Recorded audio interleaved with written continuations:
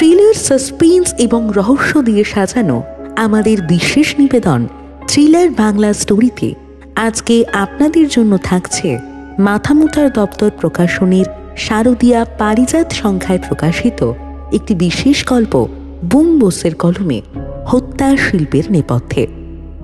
এবার কোনো পুরুষ নয়, বরং এক মহিলার ক্ষুরোধার বুদ্ধি এবং দুঃসাহসিক অভিযানের সাক্ষী থাকতে আপনাকে কিন্তু শুনতেই হবে হত্যা শিল্পের নেপথ্যে। শুরু হচ্ছে আজকের গল্প হত্যা শিল্পের নেপথ্যে।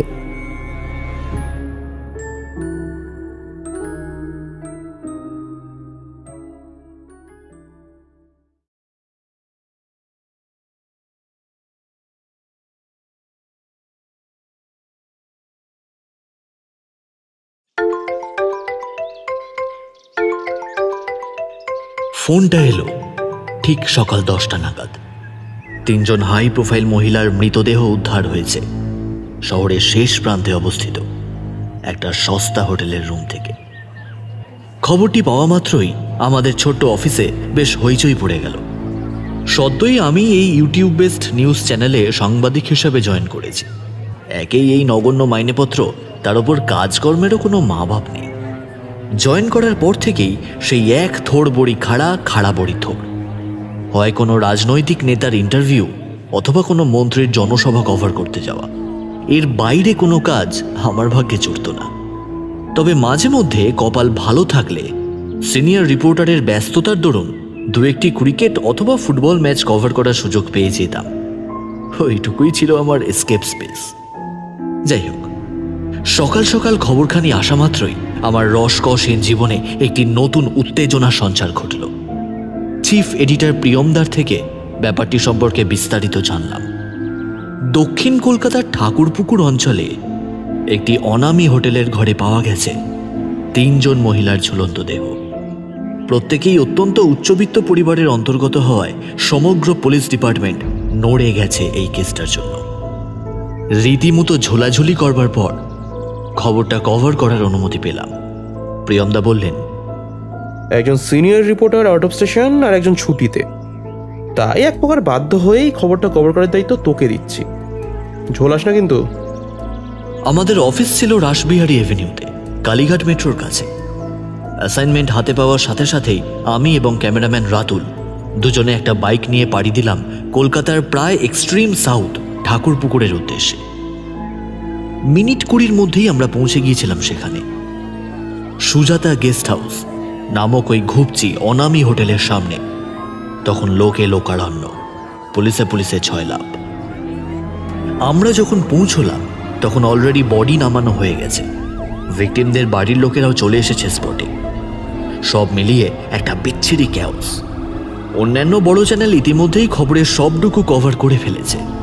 আমরা এদিক সেদিক দু একজনের সঙ্গে কথা বলে রিপোর্ট করার মতো কিছু পয়েন্টস পেয়ে গেলাম। তারপর আর দেরি না করে ক্যামেরা সেট আপ সেরে রিপোর্টিং শুরু করলাম। রিপোর্টিং শেষে ব্যাগপত্র গোছাচ্ছি, তখনই দেখলাম তাকে। বয়স আন্দাজ 29 কি 30, জিম করা ফিট চেহারা, ঘাড় অবধি ছোট ছোট করে কাটা চুল, চোখে সানগ্লাস, কাঁধে একটি ছোট স্লিং ব্যাগ। দূর থেকে যতটুকু বুঝেছিলাম, তিনি কাছাকাছি আসতেই আর একটু ভালো করে দেখলাম তাকে। শ্যামলা বর্ণ, দুর্গা ঠাকুরের মতো টানা টানা চোখ, ঠোঁটের নিচে একটি ছোট্ট তিল। আর ওই তিলখানি দেখা মাত্রই বুকটা কেমন ছ্যাঁত করে উঠল। কই, আগে তো কোনো মেয়েকে দেখে বুকের ভেতরটা এমন করেনি। তাহলে আজ এই খুনি হোটেলের সামনে দাঁড়িয়ে হঠাৎ এমন লাগছে কেন? 5-7 ভাবনার মাঝে খেয়ালই করিনি কখন তিনি আমাদের কাছাকাছি এসে দাঁড়িয়েছেন। তার ঠোঁটে একটা দুষ্টুমি মাখানো মুচকি হাসি, ভাব এমন যেন কতদিন চেনেন আমাদের। একই ছোট চ্যানেল, তার উপর সবার শেষে এসে রিপোর্টিং, খুব একটা লাভ হলো না বলুন। তিনি বেশ চপলভাবেই কথাবার্তা শুরু করলেন। আমি মৃদু হেসে বললাম, সে আর কি করা যাবে বলুন, সবই কপাল। তিনি দেখি আমার এই কথাটায় সায় দিলেন, বললেন, কপাল বলে যে একটা বস্তু আছে তা আমিও বিশ্বাস করি, নইলে আমার হঠাৎ এতজনের মাঝে আপনার কাছে আসার ইচ্ছা হতো না। আমি এবার খানিক বিরক্ত হয়ে বললাম, আপনি কে বলুন তো? সেটা বড় কথা নয়, আপনি বলুন যে এই খুনগুলোর ব্যাপারে ডিটেল ইনফরমেশন চাই কি চাই না? অবশ্যই চাই। গুড, তাহলে চলুন আমার সঙ্গে। কিন্তু কোথায়? আমি অবাক হয়ে জিজ্ঞেস করলাম। তিনি বেশ দৃঢ়ভাবেই বললেন, ক্রাইম সিনে। ওর কথা শুনে আমি একেবারে বেকুব বনে গেলাম। বললাম, ওখানে আমাদের ঢুকতে দেবে? তিনি গর্বিত কণ্ঠে শুধলেন, আপনি একা গেলে হয়তো দেবে না, তবে আমার সঙ্গে গেলে বোধহয় চেষ্টা করা যাবে। আসুন। আমি আর কথা বাড়ালাম না। সোনায় সোহাগা মার্কার সুযোগটিকে কাজে লাগানোর তাগিদে ক্যামেরাম্যান রাতুলকে সেখানেই অপেক্ষা করতে বলে সন্তর্পণে তার পিছু নিলাম। ঠাকুরপুকুর বাজার থেকে যে রাস্তাটা সোজা জেমস লং সরণের দিকে চলে গেছে, সেই রাস্তা ধরে মিনিট 5 হেঁটে ডান দিকের একটা গলির ভেতর সুজাতা গেস্ট হাউস। আমরা ওই গেস্ট হাউসের গেটের বাইরে দাঁড়িয়ে রিপোর্টিং করছিলাম। তবে এখন আমি পৌঁছে গেছি সুজাতা গেস্ট হাউসের অন্দরে দোতলায় ওঠা সিঁড়ির সামনে। এর আগে বেশ কয়েকজন কনস্টেবল পথ আটকাতে গিয়েও আটকায়নি আমার সঙ্গিনীকে দেখে। মনে মনে বেশ বুঝছিলাম যার পাশে আমি হাঁটছি তিনি সাধারণ কেউ নয়। গেস্ট হাউসের যে ঘরে ক্রাইমটা হয়েছে তার সামনে গিয়ে দাঁড়াতেই একজন অফিসার গোছের পুলিশ এসে আমাদের রাস্তা আটকে দাঁড়ালেন। আপনি এখানে কি করছেন মিস চিতা? অফিসার প্রশ্ন করতেই মিস চিতা একটু ঠাট্টার ছলেই বললেন, কেন অফিসার মহাপাত্র, আপনারা যা করছেন আমিও তাই করছি, তদন্ত। অসুবিধে নেই আশা করি। অসুবিধা থাকলেও কি আর তা প্রকাশ করার জো আছে? আপনার আবার উপরে যাচ্ছে না শোনা। অফিসার হাসলেন। এনার সঙ্গেই আমরা সেই ঘরে প্রবেশ করলাম। ঝুলন্ত বডিগুলোকে ইতিমধ্যেই নামিয়ে সাদা চাদরে ঢেকে ফেলা হয়েছে। একসঙ্গে 3-3টে খুন হলো আর আপনাদের ফরেন্সিক টিম এখনো ক্রাইম স্পটে এসে পৌঁছলো না। মিস চিতা বেশ ঝাঁঝিয়েই বললেন কথাগুলো, আর সেটা শুনে অফিসার মহাপাত্রর কপালে ভ্রুকুটি দেখা দিল। তিনি বললেন, আরে শিওর যে এগুলো মার্ডার? আমার কিন্তু মাস সুইসাইড বলেই মনে হচ্ছে। আমি ফোনের ভয়েস রেকর্ডারটা অন করে চুপচাপ দাঁড়িয়ে ওদের কথোপকথন শুনতে লাগলাম। মিস চিতা ঘুরে ঘুরে ঘরের চারপাশটা দেখছিলেন। তার চোখ দুটো বড়ই অদ্ভুত, শান্ত কিন্তু প্রচণ্ড তীক্ষ্ণ।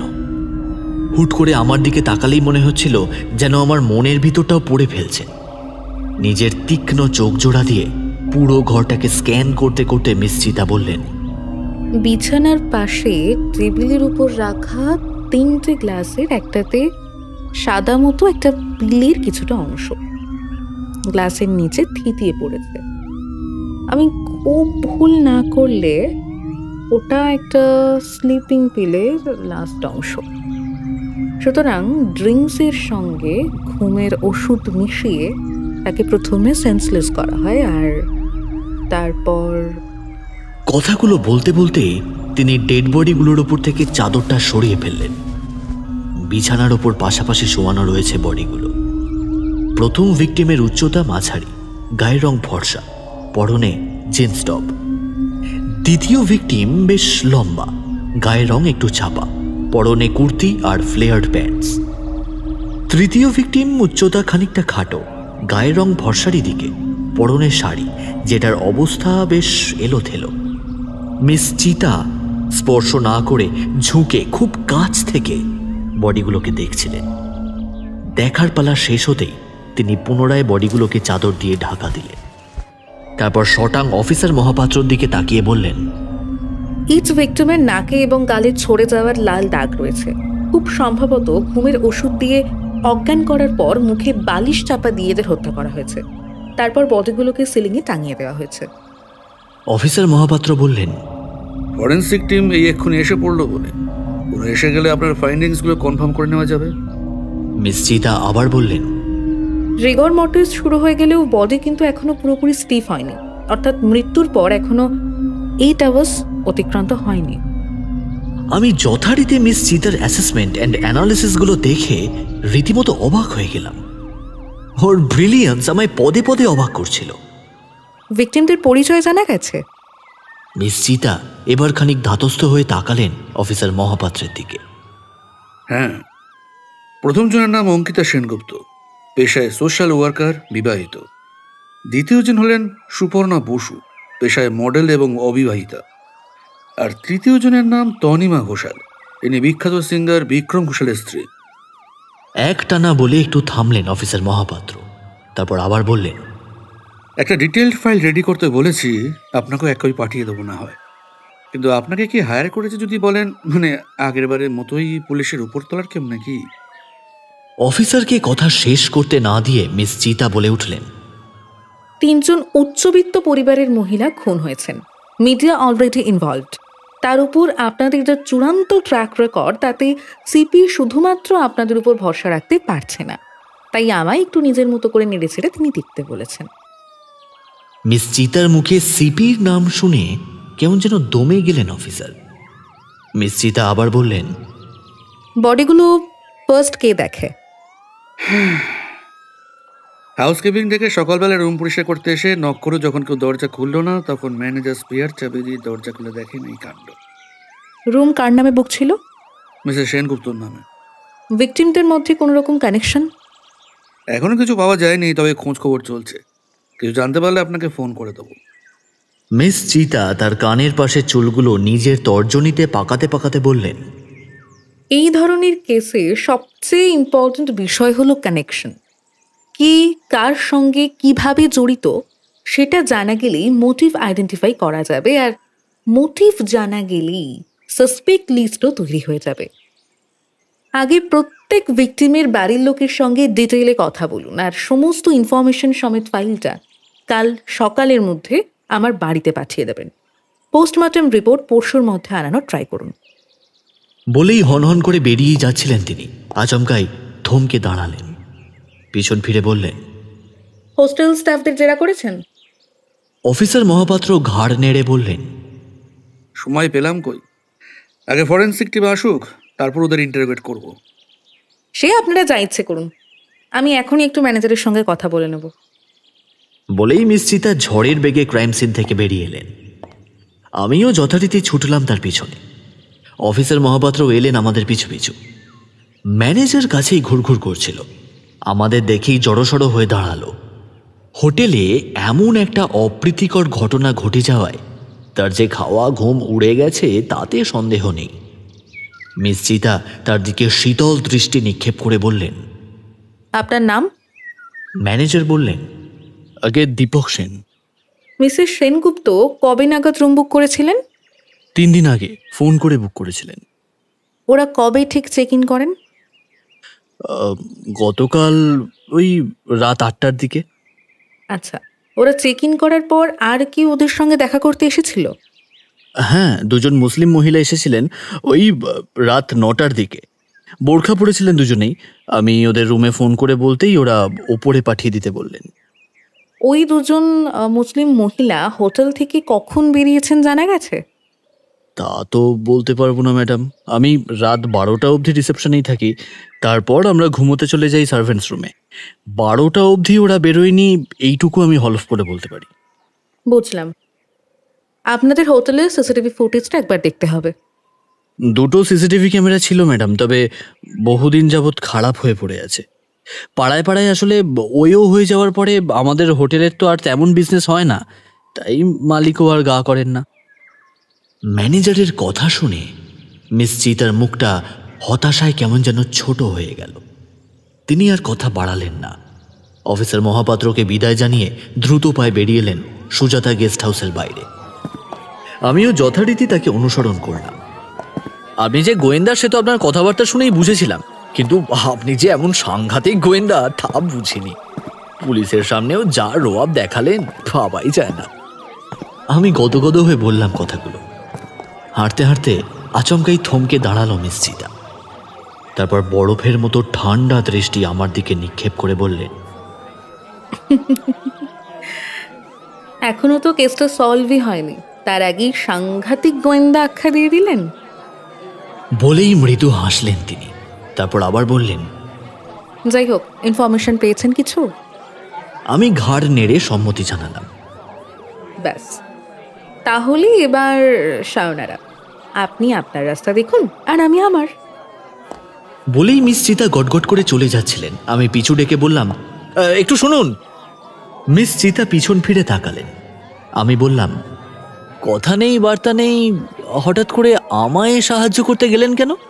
আপনাকে দেখে আমার একজন কাছের মানুষের কথা আসলে মনে পড়ে গিয়েছিল। মিস চিতা কেমন একটা ব্যর্থ হেসে কথাটা বললেন। তারপর বলেই উনি আবারও চলে যাওয়ার উপক্রম করছিলেন। আমি আবার ডেকে বললাম, আচ্ছা আপনার ভালো নাম কি সত্যি চিতা? মিস চিতা আর মুখ ফেরালেন না, শুধু যাওয়ার আগে বলে গেলেন, প্রাইভেট ইনভেস্টিগেটর চিত্রাঙ্গদা তালুকদার ওরফে চিতা।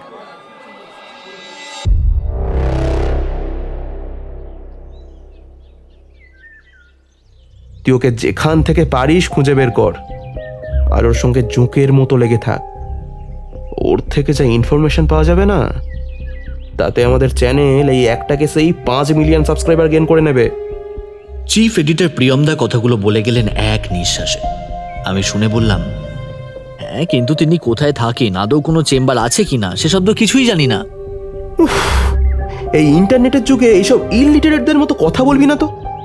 গ্রো যদি করতে চাস, যদি সত্যিই চাস যে ঘন্টাখানেক সঙ্গে অর্জুন বলে কোনো একটা শো তোকে নিয়েও হোক, তাহলে কিন্তু বস খাটতে হবে। আমি চাইলে এই কেসটা কোনো সিনিয়র রিপোর্টারকে দিতে পারতাম, কিন্তু তুই অনেকদিন ধরে মাথা খাচ্ছিস যে তোর ভালো কোনো কেস চাই, রসালো কেস চাই। নে দিলাম, রসে একেবারে টইটুম্বুর কেস। এবার এই সুযোগটাকে কিভাবে কাজে লাগাবি সেটা সম্পূর্ণ তোর ব্যাপার।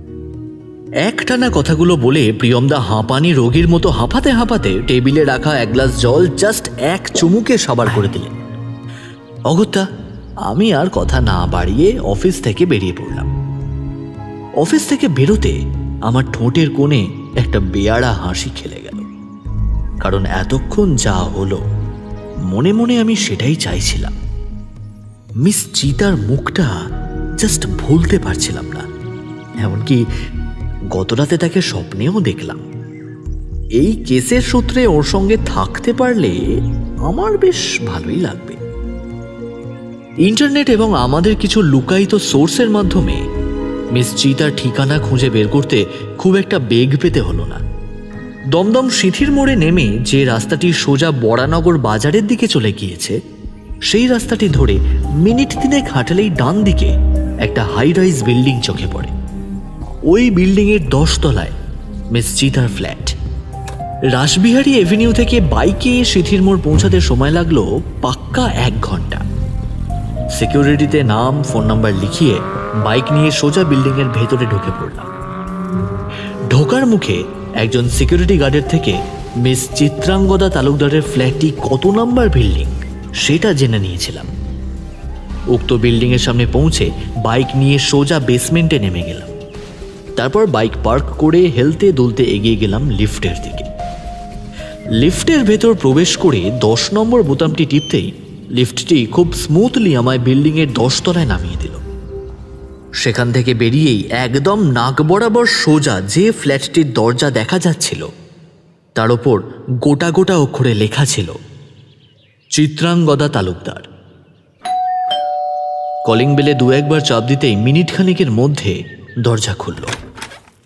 একটি পাতলা টি শার্ট আর একটা শর্টস পরে দরজায় হতভম্ব হয়ে দাঁড়িয়েছিলেন মিস চিতা। আমি বললাম, hello ma'am. Are you mad or what? এখানে কি করছেন? ট্রাই মার্ডারের কেসে আমি আপনাকে অ্যাসিস্ট করতে চাই। আগের দিন আপনার কাজ করার ধরন দেখে আমি জাস্ট ফিদা হয়ে গেছি। আপনার আগের সলভ করা কেসগুলোর ব্যাপারে আমি ইন্টারনেটে পড়েছি এবং জেনেছি যে আপনি নাকি একাই কাজ করেন। কিন্তু আপনি দেখুন, শার্লক থেকে শুরু করে ফেলুদা, ব্যোমকেশ, দীপকাকু, মিতিন মাসি, এমনকি এই হালের একেন বাবুরও কিন্তু সহকারী আছে। প্লিজ আপনি আমার সঙ্গে নিন। একটানা পাখি পড়ার মতো কথাগুলো বলে গেলাম আমি। জানি না হাবি যাবি কি বললাম, কিন্তু মিস চিতার মুখ দেখে মনে হলো তিনি ইমপ্রেসড। আলতো হেসে আমায় ভেতরে আসতে বললেন। আমি সন্তর্পণে ফ্ল্যাটের ভেতরে প্রবেশ করলাম। মিস চিতা জিজ্ঞেস করলেন, চা কফি কিছু খাবেন? চা হলে মন্দ হয় না ম্যাম। আমি বেশ নির্লজ্জের মতোই বললাম। আমি এবার ফ্ল্যাটের অন্দরটি ভালো করে দেখলাম। বিশাল বড় ডাইনিং রুমটা, দামি দামি সব আসবাব দিয়ে সাজানো। শৌখিন ফলস সিলিং থেকে ভেসে আসা মিষ্টি আলোর ফোয়ারায় ধুয়ে যাচ্ছে গোটা ঘরটি। মিউজিক সিস্টেমে ধীমে তালে ইংরেজি ক্লাসিক গান বাজছে। এই ঘরটি ছাড়া আরো 2টি বেডরুমও রয়েছে, সেগুলির প্রত্যেকটি দরজাই বাইরে দিয়ে ভেজানো। আমি আপাতত বসেছি ঘরের মোটামুটি মাঝখানে রাখা সোফা সেটের এক প্রান্তে। সোফা সেটের সামনেই রাখা একটি বেশ শৌখিন সেন্টার টেবিল। সেন্টার টেবিলের ওপর একটা নীল রঙের ফাইলও রাখা আছে। বুঝলাম যে ওইটি ট্রাই মার্ডারের case file. You even talks like him. তাকিয়ে দেখি মিস চিতা 2 হাতে 2টো চায়ের কাপ হাতে নিয়ে দাঁড়িয়ে আছে। আমি একটি কাপ হাতে নিতেই উনি সোফার অন্য প্রান্তে বসলেন। আমি চায়ে একটা বেশ তৃপ্ত চুমুক দিয়ে বললাম, কার মতো? মিস চিতা আলতো হেসে বললেন, সে ছিল একজন। আমি সেন্টার টেবিলে রাখা ফাইলটির দিকে ইশারা করে বললাম, ওইটিই কি কেস ফাইল?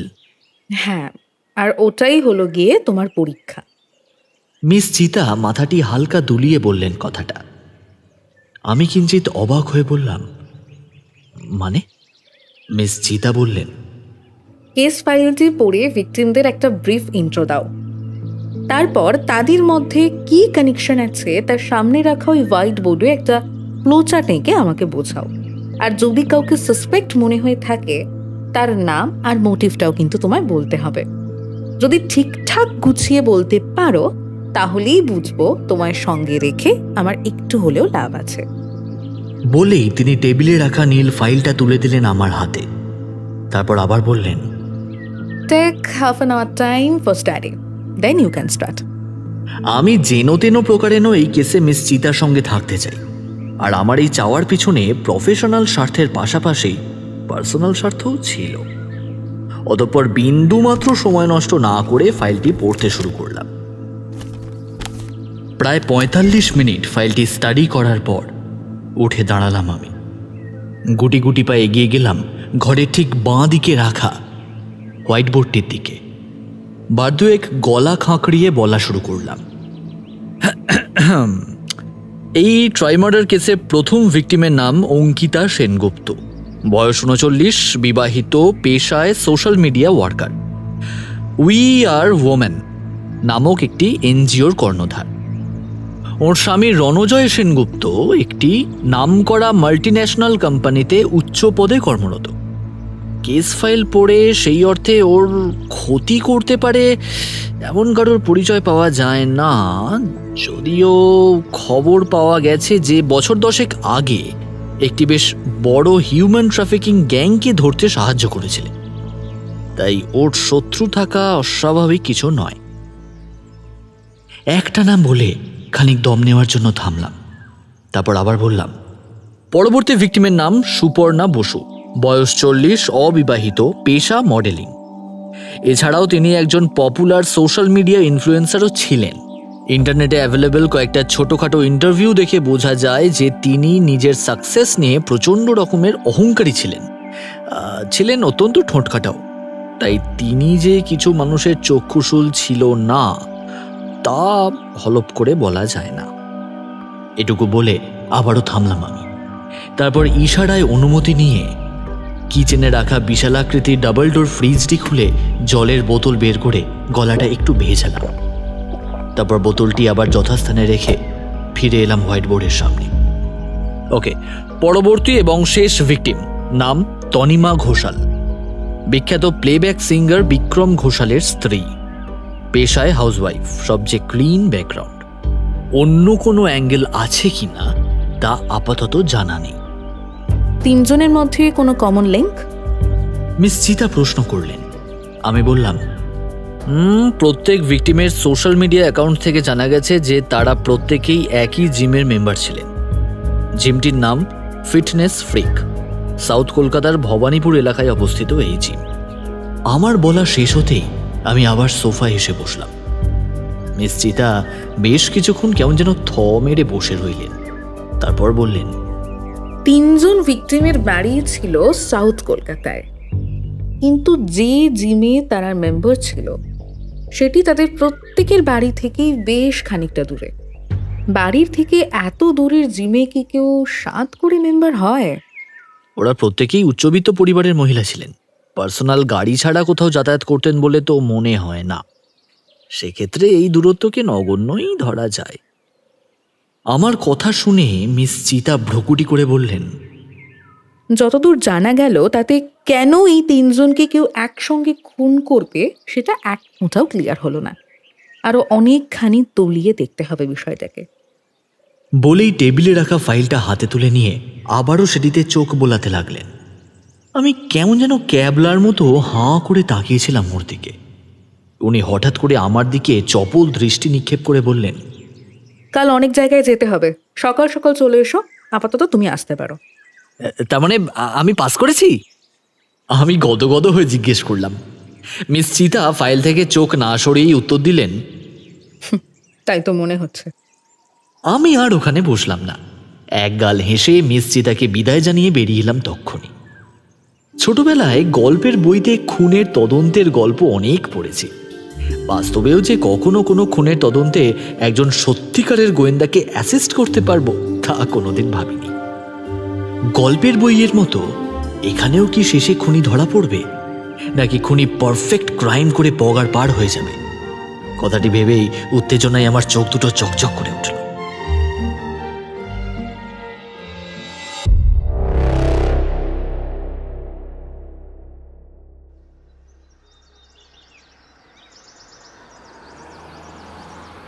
আপনাকে পুলিশ এত সমীহ করে কেন? চলন্ত গাড়ির পিছনের সিটের এক প্রান্তে বসে অন্য প্রান্তে বসা মিস চিতাকে প্রশ্নটি করলাম আমি। মিস চিতা গাড়ির খোলা জানলা দিয়ে মুখ বাড়িয়ে দেখছিলেন। আমার প্রশ্ন শুনে মুখ ফিরিয়ে আমার দিকে তাকালেন।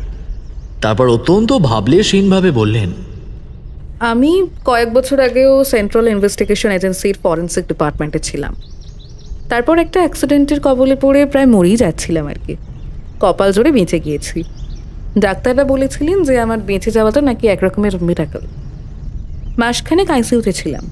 সুস্থ হওয়ার পর ডাক এসেছিল এজেন্সি থেকে। আমি আর ফিরে যাইনি। নিজস্ব একটা প্রাইভেট এজেন্সি খুলে শখের গোয়েন্দা হওয়ার খুব স্বাদ জেগেছিল। কিন্তু পরপর পুলিশের কিছু জটিল কেসে সাহায্য করার পর পুলিশ মহলে বেশ নামডাকও হয়ে গেল। তাছাড়া পুরনো চাকরিটারও একটা প্রভাব রয়েছে আমার এই পুলিশ মহলে। এক টানা বলে থামলেন তিনি। আমাদের গাড়িটা আপাতত তীব্র বেগে এগিয়ে চলেছে অঙ্কিতা সেনগুপ্তের বাড়ির দিকে। রবিবার, ছুটির দিন বলেই প্রত্যেকের বাড়ির লোককেই বাড়িতে পাওয়া যাবে। তাই আজকের দিনটাই মিস চিতা প্রত্যেক ভিকটিমের বাড়ির লোককে জেরা করবার জন্য মনস্থির করেছেন। আমি সকাল সকাল মিস চিতার ফ্ল্যাটে চলে এসেছিলাম। সেখান থেকেই ওর গাড়িতে আমরা চলেছি গন্তব্যের দিকে। ভিকটিম অঙ্কিতা সেনগুপ্তের বাড়ি যতীন দাস পার্ক মেট্রোর কাছাকাছি হাজরা এলাকায়। সিঁথির মোড় থেকে ছুটির দিনে হাজরা পৌঁছাতে মিনিট 45 মতো সময় লাগলো। হাজরা মোড় থেকে রাসবিহারীর দিকে খানিকটা এগিয়ে ডান হাতে একটি রাস্তা ধরে কিছুটা এগোলেই অঙ্কিতা সেনগুপ্তের বাড়ি। আমাদের গাড়িটা ওর বাড়ির সামনে গিয়ে থামতেই আমার চক্ষু চড়ক গাছ হয়ে গেল। ওটিকে বাড়ি না বলে ছোটখাটো বাংলোই বলা চলে। এক মানুষ সমান পাঁচিলে ঘেরা 3 তলা বাড়ির সামনে রং বেরঙের ফুলের সাজানো বাগান। একজন মালি বাগানের পরিচর্যায় ব্যস্ত। বাগানের ঠিক মাঝ বরাবর সুরকি বাঁধাই পথ ধরে আমরা বাড়ির সদরের সামনে গিয়ে উপস্থিত হলাম। সদর দরজার বাঁদিকেই রয়েছে বিশাল গাড়ি বারান্দা। সেখানে রাখা দামি দামি কয়েকটা দেশি এবং বিদেশি গাড়ি সেনগুপ্তর প্রতিপত্তির কথা বেশ তারস্বরেই ব্যক্ত করে। আমরা সদর দরজার সামনে কলিং বেল বাজাতেই কলিং বেলের পাশে লাগানো স্পিকার থেকে একটা বেশ গম্ভীর স্বর ভেসে এলো, সঙ্গে সঙ্গে দরজাটি নিজে থেকেই খুলে গেল। আমরা সন্তর্পণে বাড়ির ভেতরে ঢুকলাম। তারপর বাহারি সিঁড়ি বেয়ে উঠে গেলাম দোতলায়। সেখানেই আমাদের জন্য অপেক্ষা করছিলেন ভিকটিম অঙ্কিতা সেনগুপ্তের স্বামী মিস্টার রণজয় সেনগুপ্ত। আমাদের দেখেই করজোড়ে অভিবাদন জানালেন তিনি। তারপর আমাদেরকে দোতলারই অন্য একটি ঘরে বসালেন।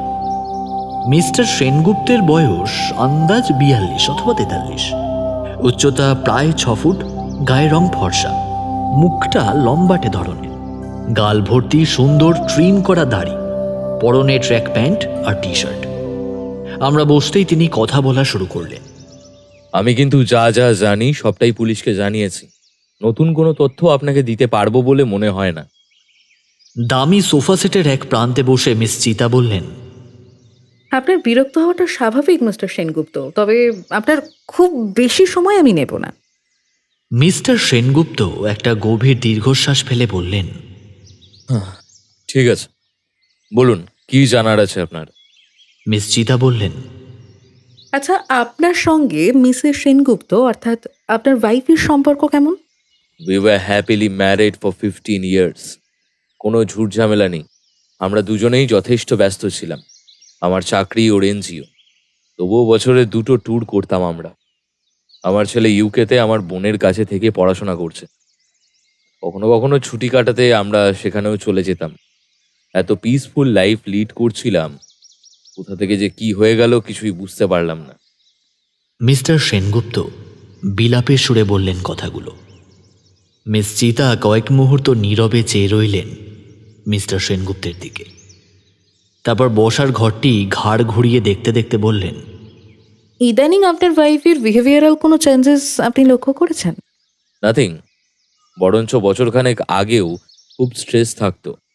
নতুন ওই জিমে জয়েন করার পর থেকে তো দেখতাম বেশ ফুরফুরে মেজাজেই আছে।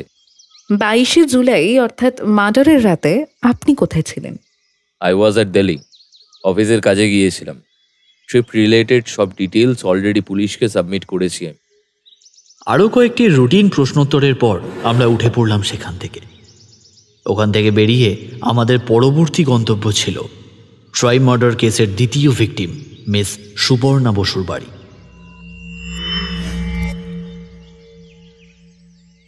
হাজরা থেকে প্রিন্স আনোয়ার শাহ রোডের ওপরে অবস্থিত মিস সুপর্ণা বসুর বিলাসবহুল ফ্ল্যাটে পৌঁছাতে আমাদের সময় লাগলো ঠিক 10 মিনিট। 6 তলা অ্যাপার্টমেন্টের 3 তলায় অবস্থিত সেই ফ্ল্যাটে পৌঁছে কলিং বেলে চাপ দিতেই সঙ্গে সঙ্গে একজন প্রায় বছর 70-এর বৃদ্ধা দরজা খুললেন। মাঝারি উচ্চতা, মাথায় কাঁচা পাকা চুল, পরনে একটা আধময়লা নাইটি। বুঝলাম যে আমাদের জেরা করতে আসার কথাটি আগে থেকেই থানা থেকে জানিয়ে রাখা হয়েছিল।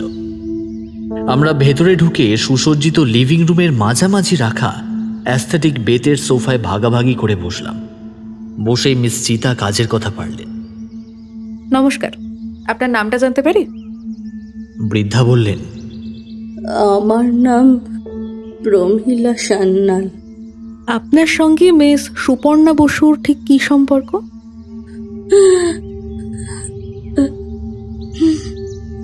সুপু আমার ভাইয়ের মেয়ে। সম্পর্কে আমি ওর আপন পিসি। বলতে বলতেই বৃদ্ধার গলার স্বর জড়িয়ে এলো।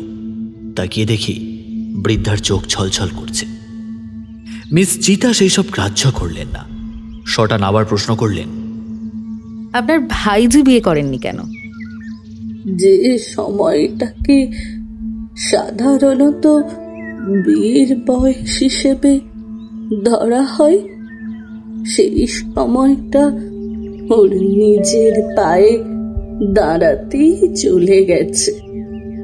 তারপর যখন পায়ের তলার মাটি শক্ত হলো, ততদিনে বিয়ের মানসিকতা ওর চলে গিয়েছিল। বিভিন্ন ছেলেদের সঙ্গে কিছু কিছু দিনের সম্পর্কে জড়াতো, আবার ভেঙে দিত। আমি ওকে অনেকবার বারণ করেছিলাম, বলেছিলাম এবার একটা ভালো ছেলে দেখে বিয়ে কর, সেটেল কর। কিন্তু আমার কথা ও শোনেনি, বড্ড বেপরোয়া হয়ে গেছিল। রিসেন্টলি কারোর সঙ্গে সম্পর্কে জড়িয়েছিলেন? আমি সঠিকভাবে জানি না আসলে, তবে কথাবার্তা শুনে মনে হতো না ইদানিং কোনো সম্পর্কে আছে বলে। মিস চিতা নিজের চিরাচরিত অভ্যাসবশত কানের পাশের চুলগুলো আঙুলে পাকাতে পাকাতে বললেন, আচ্ছা, ইদানিং আপনার ভাইজির বিহেভিয়ারে কোনো পরিবর্তন লক্ষ্য করেছিলেন কি? একটু ভেবে বলুন তো। বৃদ্ধা একটা গভীর দীর্ঘশ্বাস ফেলে বললেন, না, তেমন কিছু দেখিনি।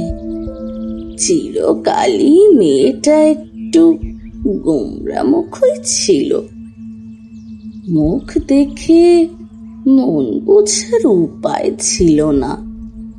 আপনি কি ছোট থেকেই ওর সঙ্গে আছেন? না, শুভ তখন সবে কলেজ পাশ করেছে। সেই সময় আচমকাই হার্ট অ্যাটাকে ওর মা মারা যায়।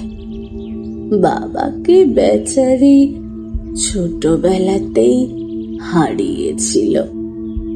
সেই সময় মাকে হারিয়ে প্রচন্ড একা হয়ে পড়ে। আমি ওদের পাড়াতেই একটা বাড়িতে ভাড়া থাকতাম। কম বয়সে স্বামী মারা গেছিলেন। সন্তান সন্ততিও কেউ ছিল না। শুভদের বাড়িতে যাওয়া আসা ছিল। ওর মা চলে যাওয়ার পর ওকে নিজের বুকে করে আগলেছিলাম। তারপর আর ও আমায় যেতে দিল না।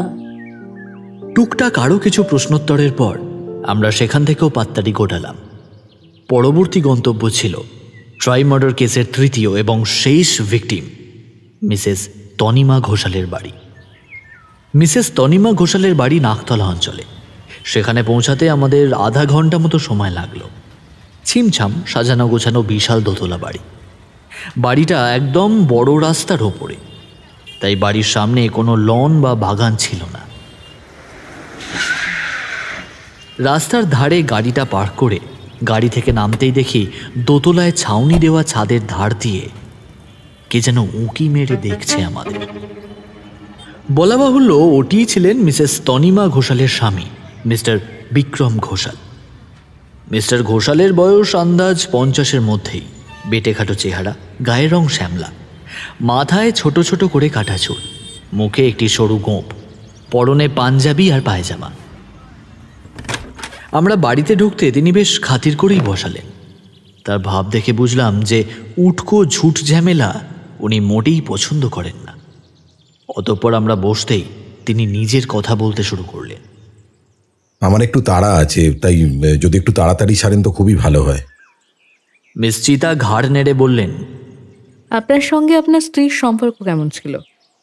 মিস্টার ঘোষাল মাথা নিচু করে বললেন, ভালো নয়। সে কথা আপনি পুলিশকে কেন বলেননি?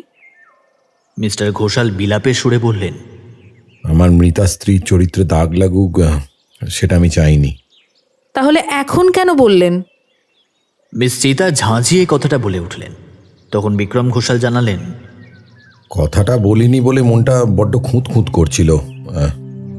মনে হচ্ছিল এই একটা ইনফরমেশনের জন্য যদি আপনাদের তদন্তে কোনো অসুবিধা হয়, তাই ভেবেই রেখেছিলাম। আবার জিজ্ঞাসা করা হলে তখন ওই সত্যিটা আমি বলেই দেবো। সম্পর্ক ভালো ছিল না কেন? ওর একজনের সাথে অ্যাফেয়ার ছিল। কার সঙ্গে অ্যাফেয়ার ছিল জানেন? জানি, এসব খবর হাওয়ায় ওড়ে। লোকটার নাম অরুণ ঘোষ, একটা গভর্নমেন্ট স্কুলের টিচার। আমি জানতে পেরে ডিরেক্ট ওকে ডিভোর্সের কথাই বলে দিই। অ্যাপ্লাই করেছিলেন ডিভোর্সের জন্য? না, আমার 12 বছরের মেয়ে তিথির কাস্টাডি তনিমা চাইছিল। আমি রাজি ছিলাম না, তাই ওই ডিভোর্স একটু ডিলে হচ্ছিল। দেখুন মিস্টার ঘোষাল, আপনার বক্তব্য অনুযায়ী আপনি নিজেই একজন প্রাইম সাসপেক্ট। প্লিজ আপনি এখন স্টেশন লিভ করবেন না, কথাটা যেন মাথায় থাকে। মিস চিতার কথা শুনে মিস্টার ঘোষাল প্রতিবাদের সুরে কিছু একটা বলতে যাচ্ছিলেন, কিন্তু মিস চিতা তাকে ইশারায় থামিয়ে দিয়ে বললেন, ক্রাইম যদি না করে থাকেন তাহলে কোনো চিন্তা নেই, আর যদি করে থাকেন তাহলে মনে রাখবেন there is no such thing as perfect as crime.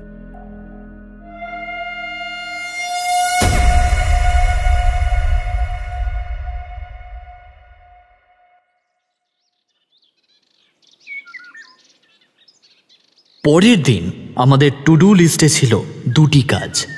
প্রথম, মিসেস তনিমা ঘোষালের বয়ফ্রেন্ড অরুণ ঘোষের সঙ্গে যোগাযোগ করে তার সঙ্গে দেখা করা। দ্বিতীয়, ফিটনেস ফ্রিক জিমে গিয়ে খোঁজখবর করা। কথা মতোই প্রথমে পৌঁছলাম বেহালার পর্ণশ্রী এলাকায়, মিস্টার অরুণ ঘোষের বাড়িতে। পুলিশের লম্বা হাতের সৌজন্যে তাঁর ঠিকানা খুঁজে পেতে খুব একটা বেগ পেতে হলো না। যাওয়ার আগে ফোনে কথা বলাই ছিল, যাতে তিনি বাড়ি থেকে এদিক ওদিক কোথাও চলে না যান। অরুণ ঘোষের অ্যাপার্টমেন্টটি কিঞ্চিত পুরানো এবং ঘুপচি ধরনের। দেখে মনে হলো না খুব উচ্চবিত্ত লোকেরা সেখানে থাকে বলে। আমরা ওর ফ্ল্যাটে প্রবেশ করে ডাইনিং স্পেসের একধারে রাখা ডাইনিং টেবিলের সামনে দুটি চেয়ার টেনে বসলাম। অরুণবাবুকে দেখে বুঝলাম যে কেন বিক্রম ঘোষালের মতো প্রতিপত্তি স্বামী ছেড়ে বাইরে অ্যাফেয়ার করেছিলেন। বয়স প্রায় 45 মতো হলেও তার মতো হ্যান্ডসাম পুরুষ খুব কম দেখা যায়। যেমন হাইট তেমন ফিজিক্স, এমন চেহারা লোক যে স্কুলে পড়ান সেটা ভেবেই অবাক হলাম।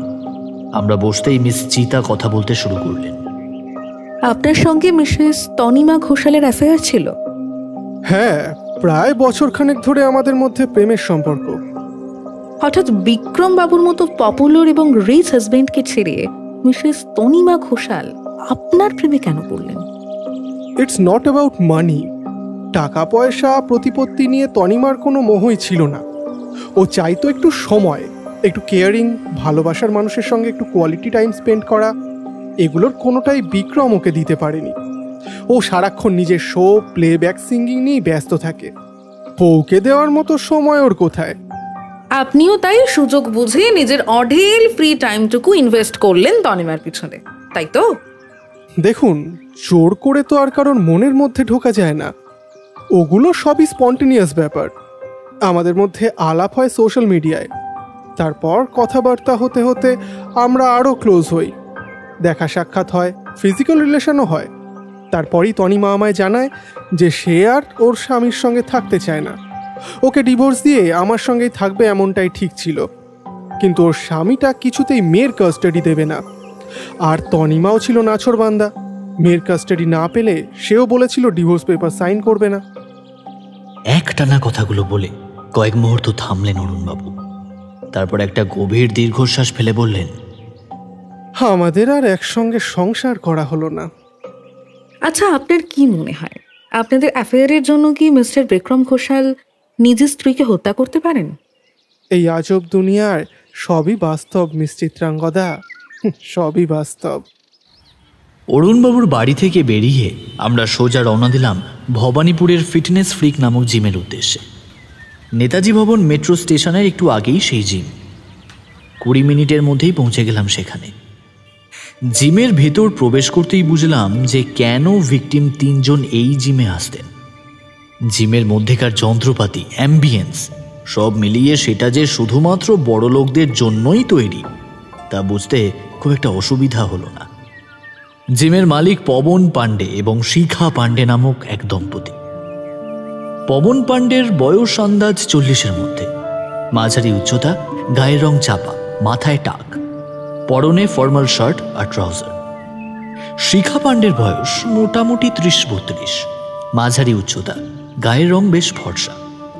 দেখে মনে হলো তিনিও নিয়মিত ওয়ার্কআউট করেন। এছাড়া গালের ঠিক মাঝামাঝি জায়গায় একটা কালো জরুলো রয়েছে। আমরা জিমের ভেতরে ঢুকতেই ওরা আমাদের ছোট্ট অফিস স্পেসের মতো একটা রুমে নিয়ে গেলেন। বুঝলাম যে এটা মালিকদের বসার জায়গা। আমরা বসতেই কথাবার্তা শুরু হলো। মিস চিতা বললেন, মিসেস অঙ্কিতা সেনগুপ্ত, মিস সুপর্ণা বসু এবং মিসেস তনিমা ঘোষাল এরা কতদিন ধরে আপনার জিমের মেম্বার? পবন পাণ্ডে বললেন, তা প্রায় 1 বছর। 3 জন একই সময় জয়েন করেছিলেন? মোরালে সেমই, এই 1-2 মাস এদিক ওদিক হতে পারে। ওদের মধ্যে কি খুব কোনো ঘনিষ্ঠ সম্পর্ক বা এরকম কিছু?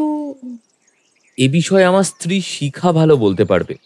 আমি যেহেতু চাকরি করি তাই শুধু উইকেন্ডেই জিমে আসি, বাকি দিনগুলো শিখাই সব সামলায়। মিস চিতা এবার শান্ত চোখে তাকালেন শিখা পাণ্ডের দিকে। মিসেস শিখা পাণ্ডে বললেন, দেখুন, দেখে তো মনে হতো না যে খুব একটা ঘনিষ্ঠতা আছে বলে, তবে ভেতরে ভেতরে কিছু থাকলে আমার জানা নেই। ওদের প্রত্যেকেই নিশ্চয়ই পার্সোনাল ট্রেনার ছিল। হ্যাঁ, আমাদের বেশিরভাগ ট্রেনারই মেল, কিন্তু তনিমা ম্যাম জয়েন করার সময়ই বলেছিলেন যে ওর ফিমেল ট্রেনার চাই, তাই ওকে ফিমেল ট্রেনারই দেওয়া হয়েছিল। আচ্ছা আচ্ছা, জিমের ভিতরে ওনাদের বিহেভিয়ার কেমন ছিল? দেখুন, অঙ্কিতা ম্যাম ভীষণ প্রফেশনাল ছিলেন। জিমে আসতেন, ওয়ার্কআউট করতেন, চলে যেতেন। মাঝে বাকি দুজনের সঙ্গে ওই টুকটাক কথাবার্তা বলতেন। আর তনিমা ম্যাম ছিলেন প্রচণ্ড হাম্বল, কিউট অ্যান্ড বাবলি, সকলের সঙ্গে হেসে খেলে কথা বলতেন। She is one of the best client we have. আর মিস সুপর্ণা বসু? উনি একটু কমপ্লিকেটেড ছিলেন। আমি তো এও শুনেছি যে ওর নাকি জিম ট্রেনারের সঙ্গে একটা সম্পর্ক ছিল। আপনারা এই বিষয়ে কোনো আপত্তি করেননি? জিমের বাইরে কে কী করছে সেটা তো আমাদের লুক আউট নয়, তাই না? তাছাড়া আমাদের সব ক্লায়েন্টই খুব হাই প্রোফাইল, তাই ওদের আমরা বেশি ঘাঁটাই না। বুঝতেই পারছেন, ওরাই দিনের শেষে আমাদের বিজনেস দেন। ওকে, লাস্ট কোয়েশ্চেন, আপনারা মার্ডারের রাতে ঠিক কোথায় ছিলেন? সেদিন আমাদের বাড়িতে হোল নাইট পার্টি ছিল। সেই রাতের সিসিটিভি ফুটেজ, গেস্ট লিস্ট সবই পুলিশের কাছে সাবমিট করেছি আমি। মিস্টার পাণ্ডে বললেন।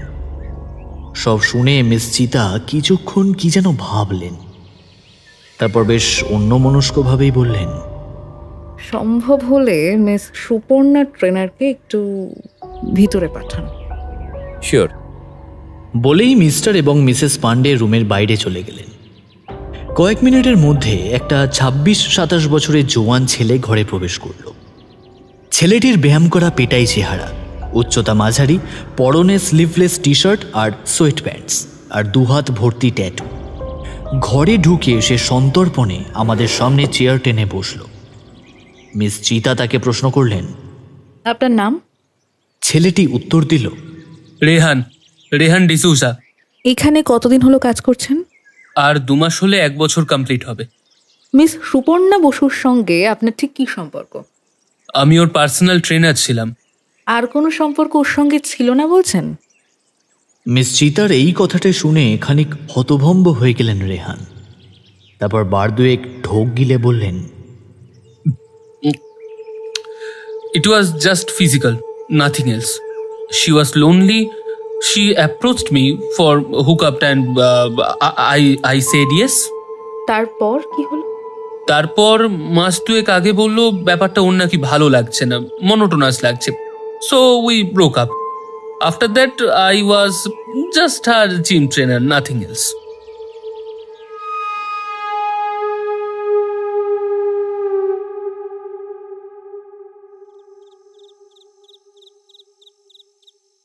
কথাবার্তা শেষ করে যখন বেরোলাম তখন সন্ধে হব করছে। ফিটনেস ফ্রিক থেকে বেরিয়ে মিস চিতা বললেন, ড্রিঙ্ক চলে তোমার? আমি লাজুক ঘাড় নেড়ে সম্মতি জানালাম। তিনি বললেন, কাছেই তৃপ্তি রয়েছে, কলকাতার ওয়ান অফ দ্য ওল্ডেস্ট বার, চলো বসা যাক। অতঃপর আর সময় নষ্ট না করে আমরা এগোলাম তৃপ্তি বার কাম রেস্টুরেন্টের দিকে।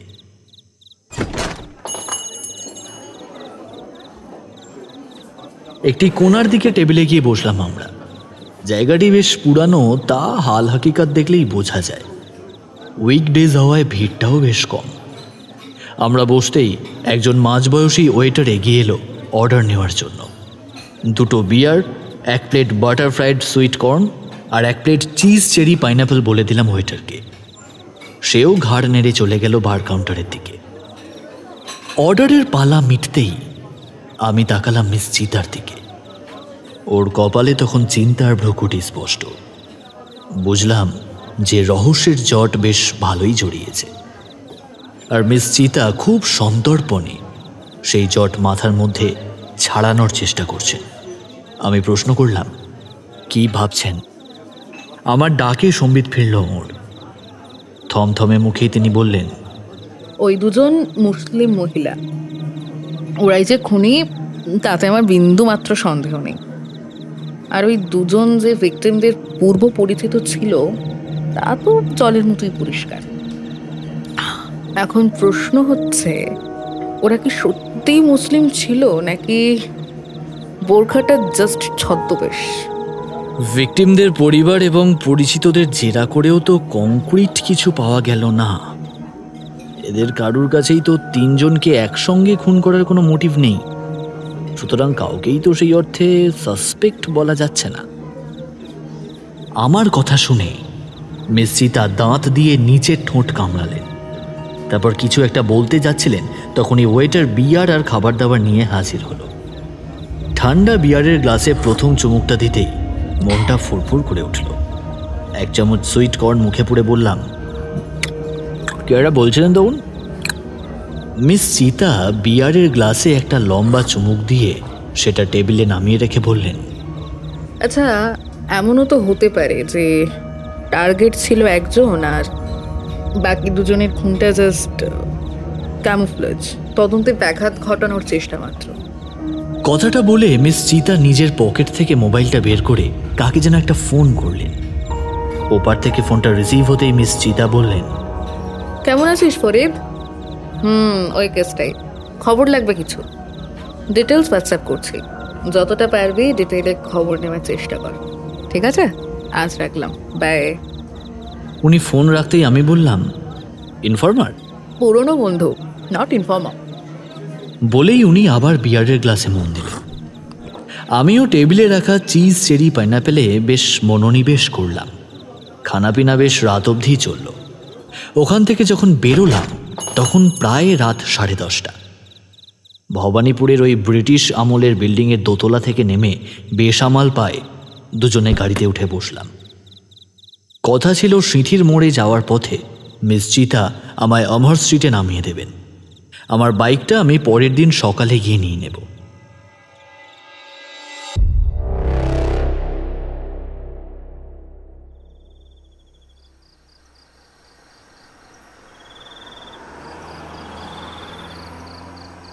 রাতের কলকাতার রাস্তা চিরে মিস চিতার গাড়িটি এগিয়ে চলেছে গন্তব্যের দিকে। স্ট্রিট লাইটের আলোয় কালো পিচের পথটি কেমন যেন চকচক করছে। কিছু দূর যাওয়ার পর দেখি মিস চিতার চোখ দুটি ঘুমে বুঝে এলো। ধীরে ধীরে আমার কাঁধে মাথা রেখে ঘুমে ঢলে পড়লেন উনি। আমি ইশারায় ড্রাইভারকে বললাম অমর স্ট্রিটে না থেমে সোজা সিঁথির মোড়ের দিকেই এগোতে। আর চোখে একবার ওর ঘুমন্ত মুখের দিকে তাকালাম আমি। এই শান্ত স্নিগ্ধ মুখটি যে একজন তীক্ষ্ণ গোয়েন্দার তা এই মুহূর্তে দেখলে হয়তো কেউ বিশ্বাসই করবে না। নিজের ভাবনায় নিজেই হেসে উঠলাম। বুকের ভেতরটা আচমকাই কেমন যেন ফাঁকা ফাঁকা লাগছিল। একটা মারাত্মক গন্ডগোল যে আমার মনের ভিতরেও ঘটতে শুরু করেছে তা বুঝতে আর বাকি রইল না আমার।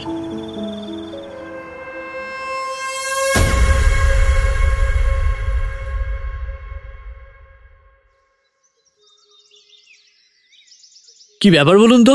গত রাতে মেসেজ করে বললেন আজ নাকি আমার আর আসা দরকার নেই। আপনার কি কিছু ব্যক্তিগত কাজ মেটানোর আছে? তাহলে এই হঠাৎ তলবের কারণটা কি? ব্যক্তিগত কাজের চেয়েও ইম্পর্টেন্ট কাজ এসে পড়েছে, অবশ্য কেস রিলেটেড, নইলে তো তোমায় ডাকতাম না। Case related? তা আমরা কোথায় যাচ্ছি বলুন তো? খিদিরপুর। খিদিরপুর কেন? একজনের ডেরায় যেতে হবে, খুব দরকার। এটা কি আপনার সেই ইনফরমারের ডেরা? বলছি না ইনফর্মার নয়, ফ্রেন্ড। বুঝলাম। তা আপনার বন্ধু কি কোনো বিশেষ খবর জোগাড় করতে পেরেছে? সেটা গন্তব্যে পৌঁছলেই জানা যাবে। তুমি এবার একটু শান্ত হয়ে বসো। অতঃপর শান্ত হয়ে বসতে হলো। আমাদের গাড়িটি ধর্মতলা পার করে এগিয়ে চলেছে খিদিরপুরের দিকে।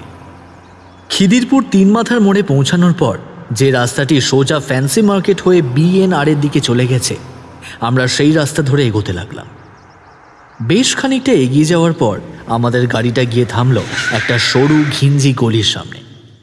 মিস চিতার পিছু পিছু গাড়ি থেকে নেমে সরু গলিটা ধরে এগোতে লাগলাম ধীর পায়ে। আমি মিস চিতাকে জিজ্ঞাসা করলাম, ইনফরমেশনটা তো ফোনেও দেওয়া যেত, এর জন্য এত দূর ছুটে আসার কি কোনো মানে হয়? এটাই ওর কাজের পদ্ধতি। ও ইনফরমেশন সামনাসামনি মুখে মুখে ট্রান্সমিট করে, যাতে সেই ইনফরমেশনের কোনো ডকুমেন্টেশন না থাকে। ফেয়ার এনাফ, আমি স্বগতোক্তি করলাম। আমরা গিয়ে থামলাম গলির একদম শেষ বাড়িটার সামনে গিয়ে। আদিকালের দোতলা বাড়িটার অবস্থা এখন বেশ জীর্ণ, দেওয়ালের জায়গায় জায়গায় ফাটল ধরেছে। পৌরসভা থেকে লাগানো বিপজ্জনক বাড়ির সাইনবোর্ডটাও চোখে পড়ল। মিস চিতা রং ওঠা সবুজ দরজাটিতে বার দুয়েক টোকা দিলেন। মিনিট তিনেক অপেক্ষা করার পর যেন সিঁড়ি দিয়ে ধূপধাপ করে নেমে আসার শব্দ পেলাম। আমি এক মুহূর্তের জন্য কিঞ্চিত অন্যমনস্ক হয়ে পড়েছিলাম। চমক ভাঙল দরজা খোলার শব্দে। তাকিয়ে দেখি একজন বছর 15-র মেয়ে দাঁড়িয়ে আছে। মুখটি সুশ্রী, গায়ের রং ফর্সার দিকেই বলা চলে। পরনে সালোয়ার কামিজ, লম্বা বিনুনিটা হাতে ধরে বনবন করে ঘোরাচ্ছে আর মিটিমিটি হাসছে। বুঝলাম মেয়েটি তার পূর্ব পরিচিত। মিস চিতা মেয়েটির উদ্দেশ্যে বললেন, কেমন আছিস নাফিসা? স্কুল যাসনি আজ? নফিসা বলল, না গো চাচি, আজ সকাল থেকে পেটটা বড্ড ব্যথা করছিল, তাই আমি যেতে বারণ করলো। আব্বু কই তোর? ভিতরেই আছে, চলো। নফিসার পিছু পিছু আমরা বাড়ির ভেতরে প্রবেশ করলাম। ধুলো পড়া খাড়াই সিঁড়ি বেয়ে উঠতে উঠতে নফিসা বলল, আব্বু ছাদের ঘরে আছে, তোমরা সোজা ছাদে চলে যাও। তার কথা মতোই আমরা সোজা দোতলার ছাদে চলে এলাম। ছাদের ওপরে একটা ছোট্ট চিলেকোঠার ঘর। সেই ঘরেই একটা খাটিয়ার ওপরে বসে আছেন একজন।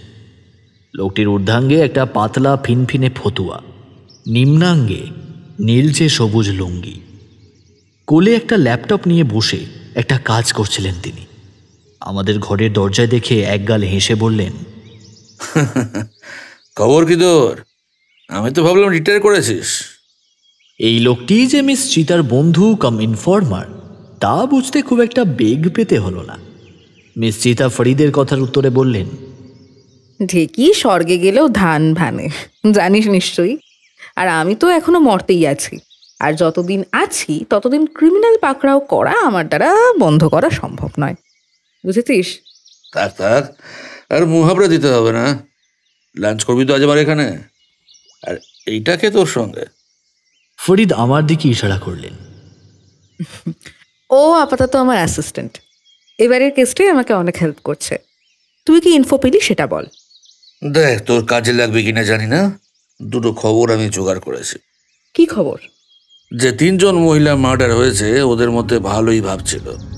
3 জনের একসঙ্গে বেশ কয়েকবার ছোটখাটো ট্যুর করেছে, এই যেমন মন্দারমণি, বোলপুর, দারিংবাটি, এইসব জায়গায়। যদিও ট্যুরগুলো যে ওরা একসঙ্গে করেছিল সেটা বাইরে দিয়ে বোঝার উপায় ছিল না।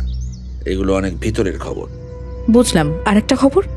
যে 3 জন মহিলা মার্ডার হলো তারা যে জিমের মেম্বার ছিল, মানে ওই ফিটনেস ফ্রিক জিমটা, ওটার মালিক কিছুদিন আগে জিমটা বিক্রি করবেন বলে খোঁজ খবর করছিলেন। সে কি? সেদিন যখন কথা হলো তখন তো কিছু বললেন না। হতে পারে এখন আইডিয়া ড্রপ করেছেন। আচ্ছা, এটা কি মার্ডারের আগে নাকি পরে? মার্ডারের কয়েক মাস আগে। আমি ফরিদ আর মিস চিতার কথোপকথন খুব মন দিয়ে শুনছিলাম, কিন্তু এই ইনফরমেশনগুলোর তাৎপর্য কি এবং আমাদের কেসে এগুলো কিভাবে সাহায্য করবে তা ঠিক বুঝে উঠতে পারছিলাম না। মিস চিতার দিকে তাকিয়ে বুঝলাম যে তিনিও বেশ দ্বন্দ্বে পড়েছেন। রহস্যের জোট বেশ ভালোই জড়িয়েছে। এবার দেখা যাক মিস চিতা এই কেসের কোনো হিল্লে করতে পারেন কিনা।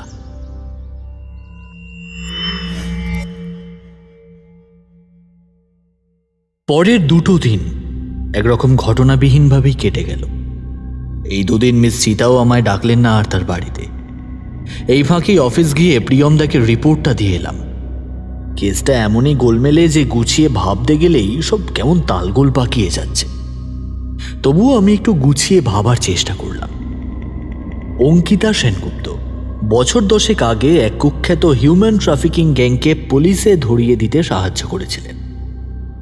সেক্ষেত্রে সেই গ্যাংয়ের কোনো সদস্য বা সমর্থক তাকে হত্যা করার কথা ভাবতেই পারে। সুপর্ণা বসু একজন সফল মডেল এবং সোশ্যাল মিডিয়া ইনফ্লুয়েন্সার। এই গ্ল্যামার ইন্ডাস্ট্রিতে বড় হওয়ার জন্য, সাকসেস পাওয়ার জন্য কত মানুষের সাকসেসকে দু পায়ে মারিয়ে দিতে হয় তা বোধহয় আর আলাদা করে বলে দিতে হয় না। উপরন্তু তার ব্যবহারও ছিল যথেষ্ট রুড। সেক্ষেত্রে তাকে হত্যা করার মতো শত্রু থাকতেই পারে। তাছাড়া ওর সেই ক্যাজুয়াল বয়ফ্রেন্ড কাম জিম ট্রেনারকেও সন্দেহের বাইরে রাখা যাচ্ছে না। সব শেষে তনিমা ঘোষাল স্বামীকে ছেড়ে বাইরে অ্যাফেয়ার, সুতরাং রাগে ঈর্ষায় স্ত্রীকে খুন করে ফেলাটা স্বামীর পক্ষে অস্বাভাবিক কিছু নয়। তাছাড়া সেই স্কুল টিচার বয়ফ্রেন্ডও যে ধোয়া তুলসী পাতা তেমনটাও ভাবার কোনো কারণ নেই। হতেই পারে তনিমা নিজের স্বামীকে ডিভোর্স দিতে দেরি করায় ফ্রাস্ট্রেটেড হয়ে তিনি মিসেস তনিমাকে হত্যা করেছেন। সাসপেক্ট লিস্ট একটা তৈরি হয়েছে ঠিকই, কিন্তু 3 জনকে একসঙ্গে খুন করার মোটিভ কারোর কাছেই নেই। তাহলে খুনগুলো করল কে? তবে কি টার্গেট একজনই ছিল? বাকিদের হত্যাটা কি জাস্ট ক্যামোফ্লাজ? যথারীতি মাথার ভেতরে সবকিছু গুলিয়ে গেল একসা হয়ে। এদিকে পোস্টমর্টেম রিপোর্ট থেকে নতুন কিছু জানা যায়নি। তার উপর আবার মিডিয়া সারাদিন কেসটা নিয়ে পুলিশকে সাপোসাপান্ত করে তুলেছে। সিপি নাকি মাঝে মধ্যেই মিস চিতাকে ফোন করে আপডেট চাইছেন। সব মিলিয়ে একটা চূড়ান্ত হচপচ ব্যাপার। এইসব 7-5 ভাবনার মাঝে একবার দুবার ফোন করেছিলাম মিস চিতাকে, উনি ধরেননি। কেসটা নিয়ে উনিও বেশ ধন্দে পড়ে গেছেন, তা বেশ ভালোই বুঝছিলাম। একটা ব্রেক থ্রু এর খুব দরকার ছিল এই কেসের মোড় ঘোরানোর জন্য, আর শেষমেশ সেই ব্রেক থ্রু এলো। সেদিন বিকেলেই মিস চিতা ফোন করে বললেন, একটা খবর আছে। কি খবর? আমি জিজ্ঞেস করলাম। মিস চিতা বললেন, ভিকটিমদের ব্যাংক অ্যাকাউন্টের ডিটেলস চেক করে জানা গেছে যে বিগত বেশ কয়েক বছর ধরে বছরের কোনো একটা সময়ে একটা বেশ বড়সড় অ্যামাউন্ট মিস সুপর্ণা আর মিসেস তনিমা মিসেস অঙ্কিতার অ্যাকাউন্টে পাঠাতেন।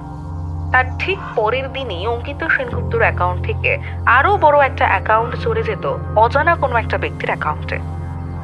আমি বেশ অবাক হয়ে জিজ্ঞেস করলাম মিস চিতাকে, কে সেই ব্যক্তি? আপাতত কেসের প্রাইম সাসপেক্ট মিস্টার বিকাশ তামাং। কথাটি বলার সময় মিস চিতার স্বর খুব একটা উৎফুল্ল শোনালো না। তবু বললাম, কেস তো প্রায় সলভ হওয়ার দোরগোড়ায়, আপনি খুশি নন? সবটা বড্ড সহজ হয়ে যাচ্ছে না? আচমকাই এত বড় একটা ব্রেক থ্রু পাওয়া যাবে সেটা কেউ ভাবেনি, তাই হয়তো আপনার অমন লাগছে। আর তাছাড়া বিকাশ তামাং যদি খুনগুলো করে থাকে তাহলে তাকে পাওয়া গেলেই তো এত জটিল কেসটা সলভ হয়ে যাবে। আমার মনে হয় আপনি একটু ওভার থিঙ্ক করছেন। মিস চিতা আলতো হেসে বললেন, আমি গোয়েন্দা অর্জুন, ওভার থিঙ্ক করাটাই আমার পেশা। বিকাশকে ট্র্যাক করতে বেশি সময় লাগলো না। মোবাইলের লাইভ লোকেশনের মাধ্যমে জানা গেল বিকাশ রয়েছে বকখালির কাছাকাছি একটা জায়গায়। ঠিক হলো মিস চিতা আমায় অমর স্ট্রিট থেকে পিক করবেন। অতঃপর পুলিশের গাড়ির সঙ্গেই আমরা রওনা দেব এই কেসের প্রধান সাসপেক্ট বিকাশের ডেরার দিকে।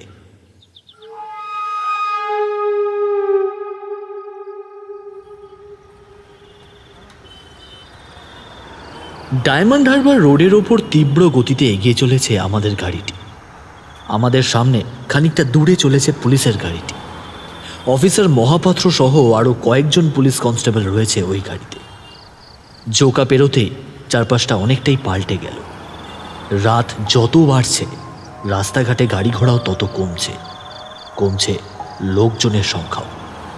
গাড়ির মধ্যে বসে টেনশনে আমার হাত পা ঠান্ডা হয়ে গেল। দুরু দুরু বুকে আমি অপেক্ষা করতে লাগলাম এই অভিযানের ফাইনাল আউটকামের জন্য। কারণ এই বিকাশকে পাওয়া গেলে সে কেন ভিকটিমদের ব্ল্যাকমেইল করেছিল সেটা জানা যাবে। এই বছর বিকাশের অ্যাকাউন্টে কোনো অ্যামাউন্ট ট্রান্সফার হয়নি। হতে পারে ভিকটিমরা এইবার টাকা দিতে অস্বীকার করেছিলেন, তাই হয়তো বিকাশ তাদের হত্যা করেছে। সেক্ষেত্রে কেস সলভও হয়ে যেতে পারে। কথাটি ভেবেই উত্তেজনায় শিউরে উঠলাম আমি। মিস চিতার মনেও যে নানান চিন্তার আসর বসেছে তা ওকে দেখে বেশ বুঝতে পারছিলাম। থমথমে মুখে উনি তাকিয়ে রয়েছেন ফাঁকা শুনশান রাস্তার দিকে। প্রায় ঘন্টা তিনেক জার্নির পর কাকদ্বীপের কাছে পৌঁছাতেই হাইওয়ে ছেড়ে একটা কাঁচা রাস্তায় পড়লাম আমরা। ওই রাস্তাটি ধরে অনেকটি এগিয়ে একটি জঙ্গলে জমির সামনে গিয়ে থামলাম আমরা। গাড়ির শব্দ থামতেই জায়গাটির নির্জনতা কেমন যেন পেয়ে বসলো আমাদের। অনর্গল ঝিঁঝির ডাক আর ওই জঙ্গলে জমির আনাচে কানাচে জমে থাকা নিকষ অন্ধকারে গাটা ছমছম করে উঠল আমার। এর আগে এমন কোনো অভিযানে আসেনি আমি, ফলস্বরূপ চাপা উত্তেজনায় সারা শরীর শিরশির করে উঠল আমার। আঁধারাবৃত জমিটির ঠিক শেষ প্রান্তে একটি এক কামরার ঝুপড়ি একাকী দাঁড়িয়ে রয়েছে। ঝুপড়ির সামনে একটা হলদেটে বাল্ব টিমটিম করে চলছে। অফিসার মহাপাত্র 3 জন কনস্টেবলকে সঙ্গে নিয়ে ক্রমশ এগিয়ে চলেছেন ঝুপড়িটির দিকে। আমিও মিস চিতার সঙ্গে এগিয়ে চলছিলাম ওদের পিছু পিছু। ঝুপড়িটার খানিকটা কাছাকাছি পৌঁছাতেই একটা তীব্র মাছ পচা গন্ধে গাটা গুলিয়ে উঠল আমার। তৎক্ষণাৎ পকেট থেকে রুমাল বের করে নাকে চাপালাম। অফিসার মহাপাত্র ঝুপড়ির সামনে রাখা কয়েকটা বস্তার দিকে আঙুল দেখিয়ে বললেন, সম্ভবত এখানে শুটকি মাছ তৈরি হয়। বলেই উনিও রুমাল দিয়ে নাক চাপা দিলেন। তারপর পাশে দাঁড়ানো কনস্টেবলকে ইশারায় ঝুপড়ির দরজাটি খুলতে বললেন। একটি জোরদার লাথি মেরে ঝুপড়িটা দরজাটি খুলতেই আরো তীব্র একটা পচা গন্ধ এসে ধাক্কা মারল আমায়। আর সেটি যে শুটকি মাছের গন্ধ নয় তা বেশ ভালোভাবেই বুঝতে পারলাম। ঝুপড়ির অন্দর দিয়ে মাছির ভনভনানির শব্দ শুনতে পেলাম স্পষ্ট। টর্চের আলো ঝুপড়ির চতুর্দিকে ফেলতেই ঘরের এক পাশে তক্তপোষের ওপর বিকাশকে দেখতে পেলাম আমরা। আর তাকে দেখা মাত্রই আমার শরীরটা মোচড় দিয়ে উঠল, গলার কাছটা পাকিয়ে উঠল নিমেষে। নিজেকে আর সামলাতে পারলাম না, ছুটে বেরিয়ে এলাম ঝুপড়ির বাইরে। ডিনারে খাওয়া খাবারগুলো সব হড়হড় করে বেরিয়ে গেল গলা থেকে। জামার হাতা দিয়ে মুখটা মুছে টলমলো পায়ে এগিয়ে গেলাম গাড়িটার দিকে। গাড়িতে রাখা জলের বোতল থেকে খানিকটা জল খেতেই কিঞ্চিত সুস্থ বোধ করলাম। বিকাশের গলা কাটা, পচা গলা দেহটা আমি সহ্য করতে পারিনি। গাড়ির সামনে দাঁড়িয়ে কুকুরের মতোই হাঁপাচ্ছিলাম। তখনই মিস চিতা ঝুপড়ি থেকে বেরোলেন। তার পিছু পিছু কনস্টেবলদের সঙ্গে নিয়ে বেরোলেন অফিসার মহাপাত্র। অফিসার মহাপাত্র ফোনে কার সঙ্গে কথা বলছিলেন। সম্ভবত লোকাল থানায় ফোন করে বডি পোস্টমর্টেমে পাঠাবার ব্যবস্থা করছিলেন। ঝুপড়ি থেকে বেরিয়ে মিস চিতা সোজা এলেন আমার কাছে। পিঠে হাত রেখে বললেন, ঠিক আছো তুমি? তোমার ভেতরে ঢোকা কিন্তু একদম উচিত হয়নি। আমি হাঁপাতে হাঁপাতেই বললাম, আমি ঠিক আছে। ভেতরে কোনো ক্লু পাওয়া গেল? বিকাশের মোবাইল ফোনটা ভাতের হাঁড়ির মধ্যে পচা ভাতের তলায় পাওয়া গেছে। মৃত্যুর আগে সম্ভবত কোনো একটা গোলমাল আন্দাজ করেছিল। লাশটা কি বিকাশেরই? হ্যাঁ, তা এখনই হলফ করে বলা যাচ্ছে না, তবে বডিটা যে একজন পাহাড়ি লোকের তাতে সন্দেহ নেই। সম্ভবত আমার ইনস্টিংক্ট বলছে এটা বিকাশেরই হবে। ফোনটা থেকে কিছু পাওয়া গেল? ফোনটা ডেড, মোস্ট প্রবাবলি পচা ভাতের জল ঢুকেই এই অবস্থা। অফিসার মহাপাত্র ওটাকে ফরেন্সিকে পাঠিয়েছেন। ফোনের ডেটা এক্সট্রাক্ট করলেই জানা যাবে কি রয়েছে ওতে। সব শুনে প্রচন্ড হতাশ হলাম। একটা গভীর দীর্ঘশ্বাস ফেলে বললাম, বহু কষ্টে একটা ক্লু পাওয়া গিয়েছিল, কিন্তু এখন আবার ব্যাক টু স্কোর ওয়ান। বিকাশ তামাং কেন ওদের থেকে টাকা নিত, ওদের সঙ্গে কি বা তার সম্পর্ক ছিল, সেসব কিছু জানা তো গেলই না, উপরন্তু আরও একটি মৃত্যুর রহস্য ঘাড়ে চাপল। একটানা বলে খানিকটা দম নিলাম আমি। তারপর আবার বললাম, এখন ওই ফোনটাই শেষ ভরসা। মিস চিতা আমার কথা শুনে মৃদু হাসলেন। তারপর নিজের জামার পকেট থেকে একটা ছোট্ট প্যাকেট বের করে আমার চোখের সামনে ধরলেন। প্যাকেটের মধ্যে সাদা মতো কি যেন একটা রয়েছে। এক ঝলক দেখে বুঝতে না পারলেও একটু মনোযোগ দিয়ে দেখতে চিনতে পারলাম জিনিসটা। বললাম, দাঁত? নকল দাঁত। তার মানে খুনির 32 পাটির একটি দাঁত নকল হতে পারে, তবে এটি কোনো পোক্ত প্রমাণ নয়। পৃথিবীতে নকল দাঁত যে কারোর থাকতে পারে, তার প্রপার সাসপেক্ট লিস্ট থাকলে এই দাঁতে লেগে থাকা স্যালাইভার ডিএনএর সঙ্গে সাসপেক্টেড ডিএনএ ম্যাচ করিয়ে খুনিকে চিহ্নিত করা যেত। বলেই মিস চিতা প্যাকেটটি অফিসার মহাপাত্রের হাতে তুলে দিলেন। অফিসার মহাপাত্র গদগদ হয়ে বললেন, ধন্য আপনার চোখ ম্যাডাম, কোত্থেকে খুঁড়ে বের করলেন এটা? দেখার চোখ থাকলে ঠিক দেখতে পাওয়া যায় officer. This is called observation. বলেই গাড়িতে উঠে পড়লেন মিস চিতা। আমিও তার পাশে গিয়ে বসলাম। ঘড়িতে সময় দেখলাম রাত 1:30। কলকাতায় ফিরতে ফিরতে ভোর হয়ে যাবে। ড্রাইভার দেবুদা গাড়ি স্টার্ট করলো। আমিও শরীরটাকে এলিয়ে দিলাম সিটে। মিস চিতা তখনই মোবাইলে কার একটা নম্বর ডায়াল করলেন। কলটা ওপার থেকে রিসিভ হতেই তিনি বললেন, হ্যালো ফরিদ, আর একটা ইনফরমেশন তোকে জোগাড় করে দিতে হবে। আমি তোকে সাসপেক্ট লিস্ট উইথ ডিটেলস পাঠাচ্ছি, বুঝলি? তুই একটু খোঁজ নিয়ে দেখতো এদের মধ্যে কার কার ডেন্টিস্টের কাছে যাতায়াত রয়েছে, আর যাদের যাতায়াত আছে তাদের ডেন্টিস্টের চেম্বারের লোকেশন আর ফোন নাম্বারটা আমাকে ইমিডিয়েট ফরওয়ার্ড করবি। জরুরি কথাগুলো বলার পর আরও কয়েকটি টুকরো টুকরো কথা বলে ফোনটা ছেড়ে দিলেন মিস চিতা। বিকাশের ব্যাকগ্রাউন্ড চেক করতে গিয়ে জানা গেল সে আসলে দার্জিলিংয়ের পাশেই একটা ছোট্ট গ্রামের বাসিন্দা। তবে বিগত বেশ কয়েক বছর ধরে সে কলকাতায় বসবাস করছে। কাজকর্মে তার কোনো ঠিক ঠিকানা নেই। কখনো গাড়ি চালাতো, কখনো রেস্টুরেন্টে কাজ করত, কিন্তু তা সত্ত্বেও তার ঠাঁট বাঁটি ছিল বিশাল। আর তার সেই ফুর্তিবাজে টাকা জোগাতেন ভিকটিম 3 জন। কিন্তু প্রশ্ন হচ্ছে, কেন? কি এমন গোপন খবর জানতো ও? বিকাশের মৃত্যুর পর প্রায় 3 দিন উইদাউট এনি সাকসেসই কেটে গেল। তারপরেই একদিন রাতের বেলা ঘটল সেই ঘটনাটি, যার ফলে কেসটির মোড় ঘুরে গেল। আমার এক দিদির চাকরি সূত্রে নিউ ইয়র্কে থাকে।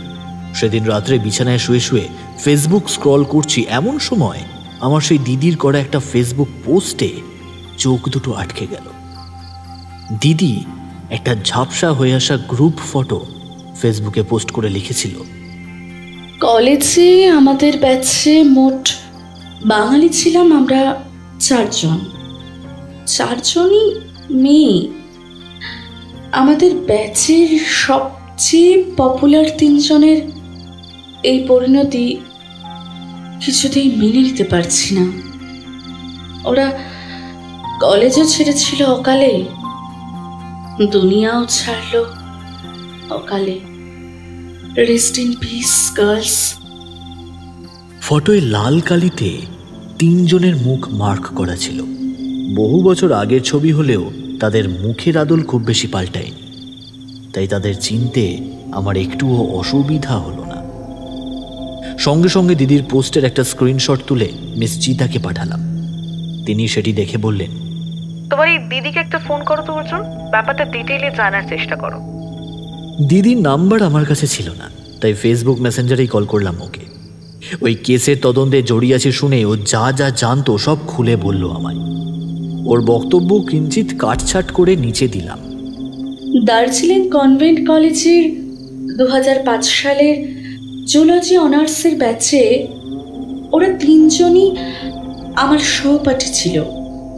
যেহেতু ওই আমরা 4 জনই বাঙালি ছিলাম, তাই ওদের সঙ্গে আমার ভালোই কথা হতো। কিন্তু ওরা যেহেতু রুমমেটস ছিল, তাই ওদের মধ্যে আলাদাই বন্ডিং ছিল। আমার যেমন ছিল আমার 2 রুমমেটের সঙ্গে, একজন সিকিমিজ আর একজন পাঞ্জাবি মেয়ে। সেই সময় কলেজের সবচেয়ে সুন্দরী এবং সবচেয়ে পপুলার ছিল ওই 3 জন। যেমন পড়াশোনায় তেমনই এক্সট্রা ক্যারিকুলারে। সুপর্ণা কলেজের ফিমেল বাস্কেটবল টিমের ক্যাপ্টেনও ছিল। তবে ওদের মধ্যে অঙ্কিতা ছিল একটু বেপরোয়া টাইপের, প্রচণ্ড দস্যি, আবার তেমনই হর্নি। বলতে বাধা নেই, কলেজের সমস্ত হ্যান্ডসাম ছেলের সঙ্গেই ও হোকআপ করেছিল, কিন্তু একটা সম্পর্ক সিরিয়াস ছিল না। সুপর্ণারও কয়েকটা রিলেশনশিপ হয়েছিল, কিন্তু কোনোটাই টেকেনি। দিল্লির একটা ছেলের সঙ্গে প্রায় 8 মাস রিলেশনে ছিল, কিন্তু সেটাও সেকেন্ড ইয়ারের শেষে ভেঙে যায়। ওদের মধ্যে এসব বিষয়ে সবচেয়ে রিজার্ভ ছিল তনিমা। নিজের পড়াশোনা নিয়ে থাকতো, সাজগোজ করতে ভালোবাসতো আর দুর্দান্ত রান্না করত। আমাদের বহুবার দারুণ দারুণ রান্না করে খাইয়েছিল। 3rd ইয়ারে ওঠার পরও সব বেশ ভালোই চলছিল।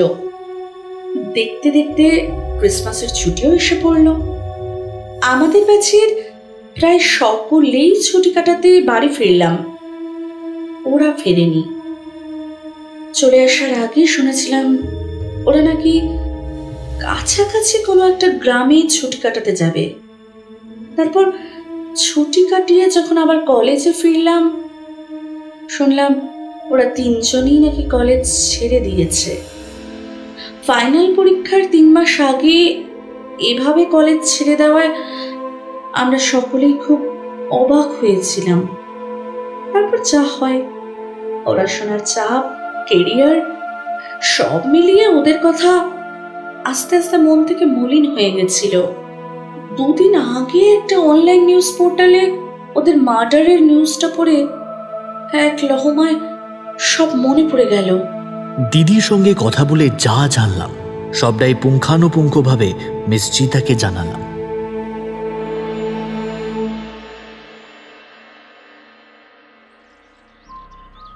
পরদিন পুলিশের মাধ্যমে ভিকটিমের বাড়ির লোকেদের সঙ্গে কথা বলে এবং এডুকেশনাল সার্টিফিকেটস চেক করে তাদের 3rd ইয়ারে দার্জিলিং কনভেন্ট কলেজ ছেড়ে দেওয়ার কথাটি কনফার্ম হলো। মিস চিতার ফ্ল্যাটের লিভিং রুমের বিহারি সোফা সেটে বসে কেসটির গতিবিধি নিয়ে জোরদার আলোচনা চলছিল।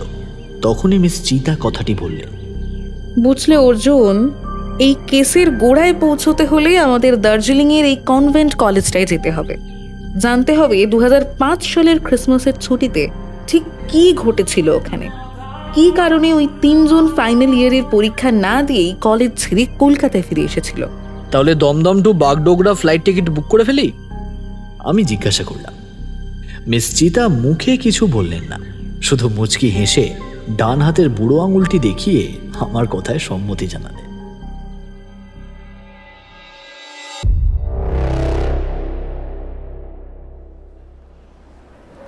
Please fasten your seatbelt as we are ready to take off. Air hostess security measures জলের মতো বুঝিয়ে দেওয়ার পর প্লেন ছাড়ার অ্যানাউন্সমেন্ট হলো।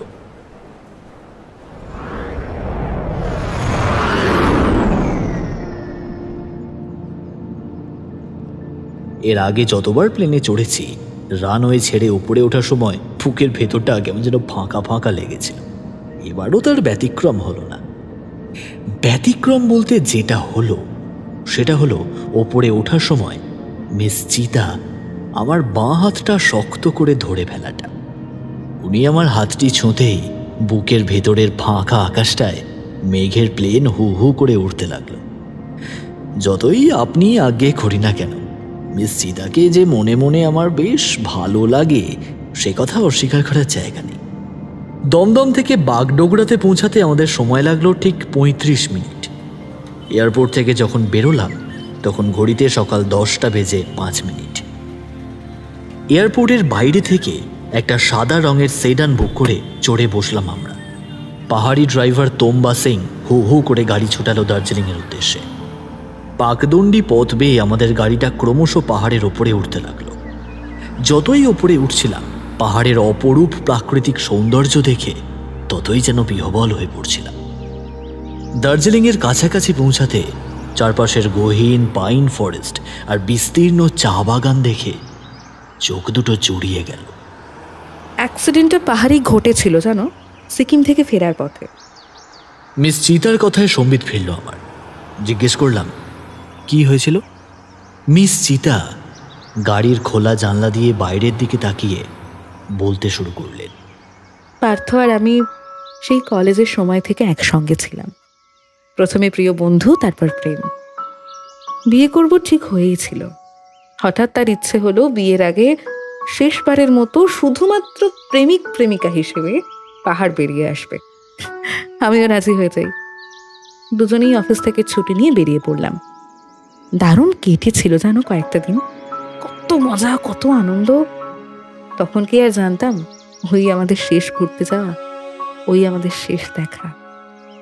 ফেরার পথে গাড়ির ব্রেকটা ফেল করলো, গাড়িটা ছিটকে পড়লো খাদে। কপাল জোরে গাড়িটা পাথরের খাঁজে একটা গাছের মধ্যে আটকে ছিল। Driver spot dead. পার্থ গাড়ির দরজা খুলে খাদের নিচে পড়ে যায়। ওর বডিটাও আর পাওয়া যায়নি।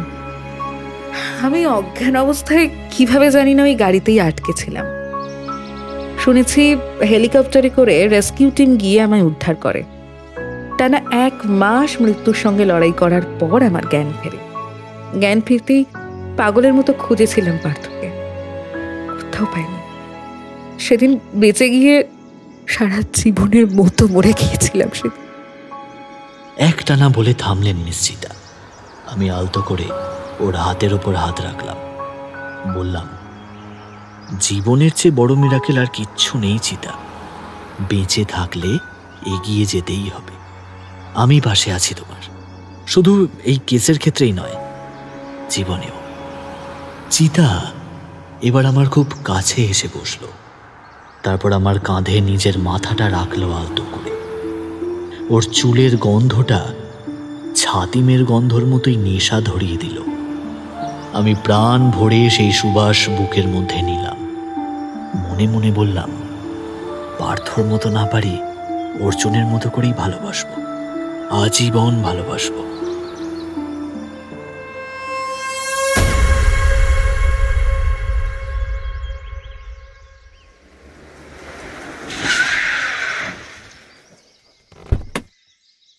দার্জিলিং কনভেন্ট কলেজের সামনে যখন নামলাম তখন প্রায় দুপুর 2:30।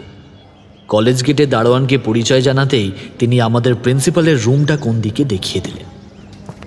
একটি ছোটখাটো প্রাসাদের মতো দেখতে কলেজের করিডর ধরে হাঁটতে হাঁটতে মনে হচ্ছিল হগওয়ার্টসের করিডরে হাঁটছি। দুপুরের রোদে বড় বড় থামগুলির ছায়া করিডোরের মেঝের ওপর পড়ে একটা বেশ আবছায়া মায়াবী পরিবেশ সৃষ্টি করেছে।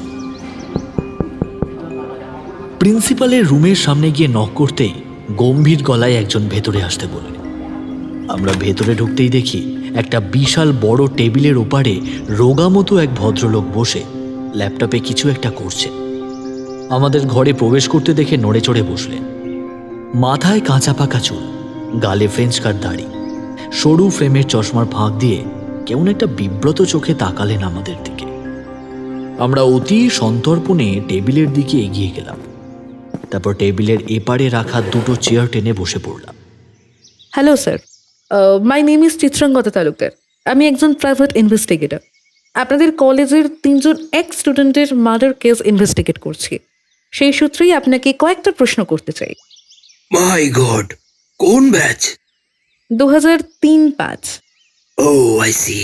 আমি এখানে এসেছি জাস্ট 5 ইয়ার্স হলো, বাট এই বিষয়ে সিস্টার রিটা সেবেস্টিয়ান আপনাদেরকে হেল্প করতে পারবেন। উনি প্রায় 25 বছর ধরে এখানে আছেন।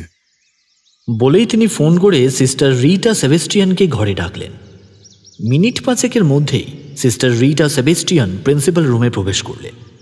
তার বয়স আন্দাজ 50-55 হবে, উচ্চতা মাঝারি, চোখে মোটা ফ্রেমের কালো চশমা। আমাদের দেখে খানিক সন্দিগ্ধ চোখেই তাকালেন তিনি। প্রিন্সিপাল জোসেফ হল সিস্টারের উদ্দেশ্যে বললেন, please meet detective Chitrangada Talukdar and her assistant mister Arjun Roy. ওরা 2003-05 ব্যাচের সম্পর্কে কিছু জানতে চান। Please help them. সিস্টার এবার ধীরে ধীরে আমাদের দিকে তাকালেন। বলুন তো কি জানতে চান? 2003-05 জুলজি অনার্স ব্যাচের কথা আপনার মনে আছে? স্পেসিফিক্যালি বললে মনে পড়তে পারে। 3 of the most popular girls of that batch left the college just after the Christmas break. Oh, yes, I remember vividly. ওরা ক্রিসমাস ব্রেকে বাড়ি না গিয়ে কাছে একটা কোনো লোকাল গ্রামে বেড়াতে যায়, আর সেখান থেকে ফিরে আসার পরেই strangely they started behaving very weirdly. আর তারপর তো কলেজই ছেড়ে দিল। আপনার এত বছর আগের কথা এত স্পষ্টভাবে কি করে মনে আছে? মনে আছে, কারণ সেই সময় আমাদের প্রিন্সিপাল স্যার রিটায়ার করেছিলেন, তাই কদিনের জন্য ইন্টারিয়াম প্রিন্সিপাল হিসেবে দায়িত্ব পালন করেছিলাম আমি। ওরা যখন কলেজ ছেড়ে বেরোনোর কথা বলল, আমি তখন ওদেরকে একে একে ইন্ডিভিজুয়ালি বোঝানোর অনেক চেষ্টা করেছিলাম, যাতে ওরা অ্যাটলিস্ট ফাইনাল এক্সামটা দিয়ে যায়, কিন্তু ওরা আমার কোনো কথাই শোনেনি। কেন অমন তাড়াহুড়ো করে ওরা কেন কলেজ ছেড়েছিল, আপনি কিছু জানেন? আমায় বলছিল হোমসিক লাগছে বলে নাকি চলে যাচ্ছে। আপনি বলেছিলেন সেবার ক্রিসমাসের ছুটিতে দার্জিলিংয়ের আশেপাশেই কোনো একটা গ্রামে ওরা ঘুরতে গিয়েছিল, তো কোন গ্রামে গেছিল বলতে পারবেন? Most probably Takdah, but I am not really sure. কথাবার্তা শেষ করে বেরোতে বেরোতে প্রায় বিকেল 4টে বেজে গেল। খিদে পেটে ছুঁচোয় ডন মারছিল, তাই কলেজের বাইরে মোমোর স্টল থেকে চিকেন স্টিম মোমো অর্ডার করলাম। খেতে খেতেই চিতাকে জিজ্ঞেস করলাম, এবার কোথায়? জানি খড়ের গাদায় সূচ খোঁজার মতো কাজ, তবুও আমাদের এখন তাগদা যেতে হবে খোঁজ করতে। চিতা বলল, ব্যাস যেমন ভাবা তেমন কাজ। ঝটপট একটা গাড়ি বুক করে রওনা দিলাম তাগদার উদ্দেশ্যে।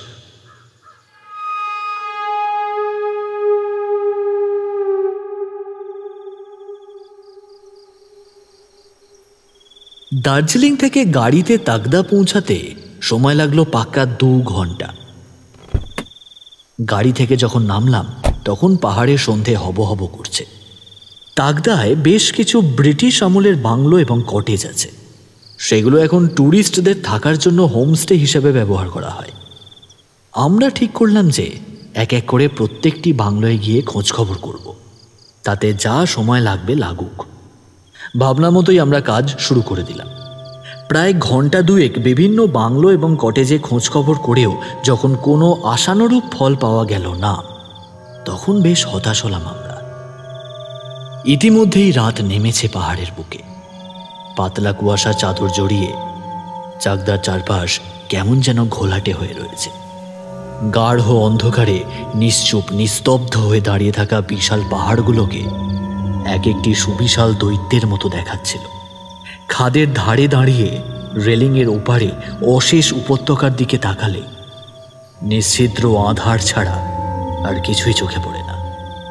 আমরা একটা ঘুপচি চায়ের দোকানে দাঁড়িয়ে গরম গরম চায়ে চুমুক দিতে দিতেই ভাবছিলাম আমাদের পরবর্তী পদক্ষেপের কথা, কারণ অনেক প্রত্যাশা নিয়ে এখানে এসেও এক রাশ হতাশা ছাড়া আপাতত আর কিছুই পাইনি। আমি চায়ের শেষটুকু একটা লম্বা চুমুকে শেষ করে বললাম, এমনও তো হতে পারে যে সিস্টার রিটা সেবেস্টিয়ান গ্রামের নামটা ভুল বলেছেন, ওরা হয়তো ছুটি কাটাতে এখানে আসেইনি। আমার কথাগুলো শুনে চিতার ভাবের কোনো পরিবর্তন হলো না। সে আপন মনে চা খেতে লাগল। আমাদের কথাবার্তা চায়ের দোকানের ছেলেটি অনেকক্ষণ ধরে শুনছিল। আচমকাই বলল, আচ্ছা স্যার, আপনারা বাট সাহেবের বাংলোয় গিয়ে একবার দেখতে পারেন তো। ওটা কোন দিকে? গাড়িওয়ালা তো এই বাংলো সম্পর্কে কিছু বললো না। ওটা এখন আর টুরিস্টের দেওয়া হয় না স্যার, বহু বছর আগে ওটা বন্ধ হয়ে যায়। এখন ভেঙে চুরে পড়ে আছে, একটা বুড়ো কেয়ারটেকার ছাড়া আর কেউ থাকে না। ছেলেটির কথা শুনে একটা ক্ষীণ আশার আলো জ্বলল আমার মনে। সব জায়গায় যখন ঘুরে দেখেছি তখন সেখানে গিয়ে দেখতেও ক্ষতি নেই। অনেকক্ষণ পর চিতাও মুখ খুলল। তাহলে কি ওরও ইনটিউশন কোনো পজিটিভ ইঙ্গিত দিচ্ছে? আচ্ছা, এই বাট সাহেবের বাংলোটা কোন দিকে? বাট সাহেবের বাংলো গ্রামের একদম ওপরের দিকে স্যার। সামনের রাস্তা ধরে একদম সোজা ওপরের দিকে উঠে যান। কিছু দূর গেলেই দেখতে পাবেন পাহাড়ের টঙে জঙ্গলের মাঝখানে একটা টুটা ফুটা বাড়ি আছে, ওটাই বাট সাহেবের বাংলো স্যার। চায়ের দাম মিটিয়ে ছেলেটির কথা মতো আমরা পাহাড়ি রাস্তা ধরে ক্রমশ এগিয়ে চললাম উপরের দিকে। ধীরে ধীরে রাত বাড়ছে। রাস্তাঘাটে লোকজন প্রায় নেই বললেই চলে। তবুও 2-1 যাদেরকে দেখলাম তাদেরকে জিজ্ঞাসা করে মিনিট 20 মধ্যেই পৌঁছে গেলাম বাট সাহেবের বাংলোর সামনে। পাহাড়ের চূড়োয় জঙ্গলের ঠিক মাঝখানে চুন খসানো ভাঙাচোরা বাংলো বাড়িটাকে দেখে ভুতুড়ে বাড়ি বলেই মনে হলো। আমরা সন্তর্পণে ভগ্ন প্রায় ছোট্ট কাঠের গেট ঠেলে বাংলোটির ভেতরে প্রবেশ করলাম। বাংলোর সামনেটায় অনেকখানি ফাঁকা জায়গা। এককালে হয়তো ফুলের বাগান ছিল, তবে ইদানিং সেখানে বেয়ারা ঝোপঝাড় বংশ বিস্তার করেছে। আমরা সেই ঝোপঝাড়ের মধ্যে দিয়ে কুয়াশা আর অন্ধকার মেশানো এক অদ্ভুত রাতে আস্তে আস্তে এগিয়ে গেলাম বাংলোর আরেকটু সামনে। আর সেখানে পৌঁছাতেই যা দেখলাম তা দেখে এক নিবিড় আতঙ্কে হাড় হিম হয়ে গেল আমার। দেখলাম বাংলো বাড়ির আধারাবৃত বিধ্বস্ত বারান্দায় রাখা আরাম কেদারায় বসে ক্রমাগত দুলছে একটি মিশমিশে কালো ছায়ামূর্তি। চিতা মোবাইলের ফ্ল্যাশ লাইটটা জ্বালিয়ে ছায়ামূর্তির মুখের ওপর ফেলতেই লোকটা চমকে উঠল। কে ওখানে? লোকটি খসখসে ভাঙা গলায় চেঁচিয়ে উঠল আচমকা। প্লিজ প্লিজ প্লিজ প্লিজ শান্ত হন, শান্ত হন, রিল্যাক্স রিল্যাক্স। আমরা একটা বিশেষ কাজে কলকাতা থেকে এখানে এসেছি, আপনাকে জাস্ট কয়েকটা প্রশ্ন করব। Relax relax relax, completely relax. চিতা বলল। এরপর বেশ কিছুক্ষণ চুপ করে রইলেন লোকটি। তারপর আবার সেই খসখসে স্বরে বললেন, কে জানতে চান শুনি? আমরা খুব সন্তর্পণে বারান্দার আরেকটু কাছে এগিয়ে গেলাম। আর তখনই ফ্ল্যাশ লাইটের আলোয় ভালো করে দেখলাম লোকটাকে। বয়স মোটামুটি 70-এর কাছাকাছি। মাথার চুল সব সাদা, গাল ভর্তি অনেক দিনের না কামানো দাড়ি। তার চোখে মুখে বার্ধক্যের ছাপ স্পষ্ট। চিতা আর দেরি না করে কাজের কথা পারল। আজ থেকে প্রায় বছর 20 আগে এখানে 3 জন কলেজ পড়ুয়া মেয়ে বেড়াতে এসেছিল। তখন কি এখানে কোনো সুপার ন্যাচারাল বা কিছু এরকম ঘটেছিল যেটা একেবারেই আনন্যাচারাল, এরকম কিছু একটু যদি মনে করে বলেন? চিতা এমনভাবেই কথাটি উপস্থাপন করলো যাতে ওই বৃদ্ধ কোনোভাবেই কথাটি এড়িয়ে যেতে না পারে। চিতার মুখের কথাটি শুনেই বৃদ্ধের মুখটা কেমন যেন থমথমে হয়ে গেল। উনি বিস্ফারিত চোখে চেয়ে রইলেন আমাদের দিকে। তারপর হঠাৎই সমস্ত চরাচরের নিস্তব্ধতা ভেঙে হেসে উঠলেন শব্দ করে। কয়েক মুহূর্ত পর হাসি থামিয়ে আবারও সেই খসখসে গলায় বললেন, বাপ বাপ, কেউ ছাড়ে না জানেন তো? আমাকেও কি আর ছাড়বে? ছাড়বে না, ছাড়বে না, আমাকেও আর ছাড়বে না। তার মানে আপনি জানেন যে 2005 সালের এই শীতে এখানে কি হয়েছিল? বৃদ্ধ খানিকটা অন্যমনস্কভাবেই বলতে শুরু করলেন। সেবার দার্জিলিং এর এক কলেজ থেকে 3 জন মেয়ে শীতকালে বেড়াতে আসে। তখন এই ফ্ল্যাটের দেখাশোনার দায়িত্বে ছিলাম আমি আর আমার ছেলে। ওরা বাংলোয় এসে উঠতেই ওদের 5 মাস খাটার জন্য একটা বোবা ছেলেকে কাজে লাগালাম। 18 বছর বয়স ছিল, নাম ছিল লাল্লু। খেটে খাওয়ার ছেলে ছিল মেম সাহেব। ছোট্ট বোনকে নিয়ে একাই থাকতো। ভালো মনে মেয়েদের সব কাজকর্ম করতে লাগলো। কিন্তু ওই মেয়েগুলো তখন জওয়ানি ফুটছে ওদের শরীরে। লাল্লুর খেটে খাওয়া শরীর দেখে ওদের মনে লোভ জাগলো। তাই তো এক রাতে ওকে কোনো একটা কাজের বাহানায় বারবার ডেকে ওর সঙ্গে, যাকে বেচারা দিল কমজোর ছিল, অত জুলুম ওর দিল সইতে পারেনি মেম সাহেব। তাই লাল্লু ওদের বিছানাতেই হার্ট ফেল করে মারা যায়। চিতা বিস্ময়ে হতবাক হয়ে যায়। হ্যাঁ মেম সাহেব, তারপর ওই মেয়েগুলো আমাদের কাছে আসে, আমায় অনেক টাকা দেয়। আমি আর আমার ছেলে মিলে লাল্লুর লাশটাকে ঠিকানা লাগাই। বেচারা অনাথ ছিল, চুরির বদনাম দিয়ে বলা হলো সে নাকি পালিয়ে গেছে। ওর বোনটা রোজ আসতো আমার কাছে। 10 বছর বয়স ছিল বিটির। রোজ জিজ্ঞেস করতো আমার ভাই কই, ভাই কোথায়। একদিন রাগের মাথায় বলেই ফেলি, তারা ভাই মারা গেয়া, ওই দিদিমণি মেরে দিয়েছে তোর ভাইকে, চল ভাগি আসে। শুনে এসে বেটির কি কান্না! ও তার ওই বুক ফাটানো কান্না আমি মরার আগেও ভুলতে পারবো না। এক টানা বলে থামলেন বৃদ্ধ। চিতা প্রশ্ন করল, লালুর বোন এখন কোথায়? ওকে কলকাতার এক এনজিও গোদ নিয়েছিল। কোন এনজিও?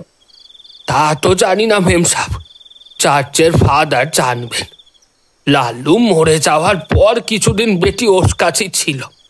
তারপর ফাদারই ওই এনজিওর সঙ্গে কথা বলে ওকে ওই এনজিওতে দিয়ে দেন।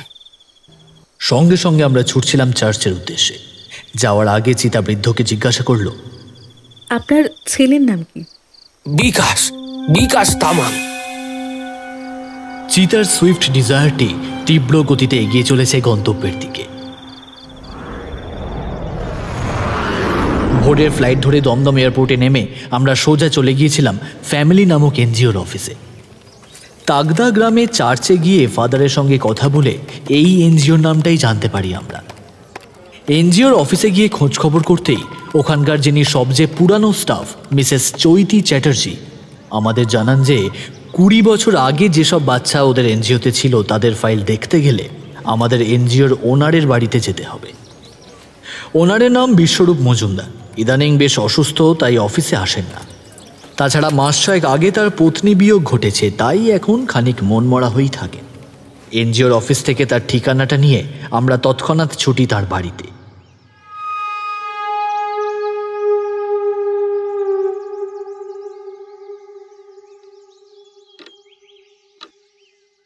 ভদ্রলোকের বয়স প্রায় 80-র কাছাকাছি।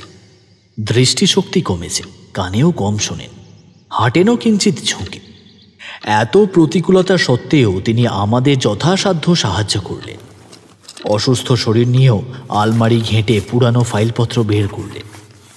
বেশ খানিকক্ষণ কসরত করার পর পাওয়া গেল সেই বহু প্রত্যাশিত ফাইল।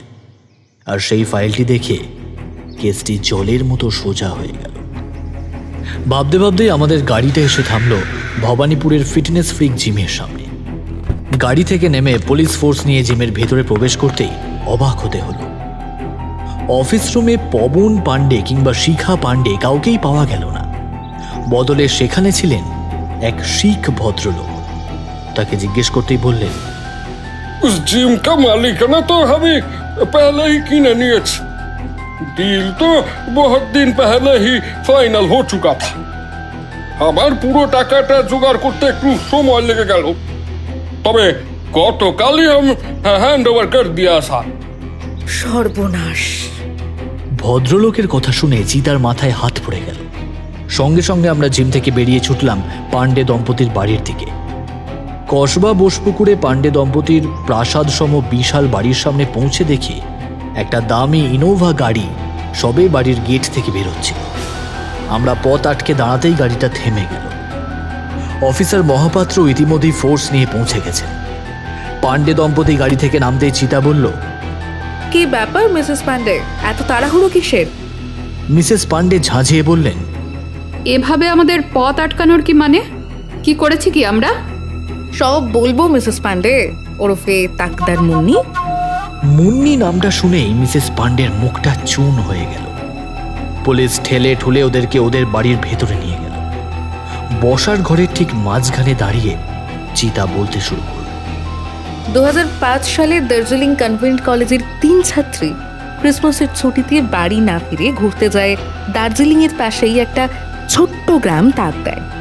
সেখানে লাল্লু নামক একটা লোকাল অনাথ বোবা ছেলেকে তাদের ভাই ফরমাস খাটার কাজে লাগানো হয়। লাল্লু খেটে খাওয়া মানুষ। দিন রাত এক করে নিজের এবং তার ছোট বোন মুন্নির জন্য সে অন্ন সংস্থান করে। কিন্তু ছুটি কাটাতে আসা 3টি মেয়েরই তখন ভরা যৌবন। লাল্লুর পেটাই শরীরের প্রতি তাদের লোভ জন্মায়। পাহাড়ের নির্জনতায় নিষিদ্ধকে ছুঁয়ে ফেলার তাগিদেই এক রাতে তারা বট সাহেবের বাংলোয় লাল্লুকে আটকে ফেলে এবং বারে বারে ভোগ করতে থাকে লাল্লুর শরীরটা। কিন্তু ওরা জানতো না যে লাল্লুর হার্ট কমজোরি, তাই বারংবার শরীরের উপর অত্যাচার আর এইভাবে দৈহিক পরিশ্রম তার হার্ট বেশিক্ষণ সইতে পারে না।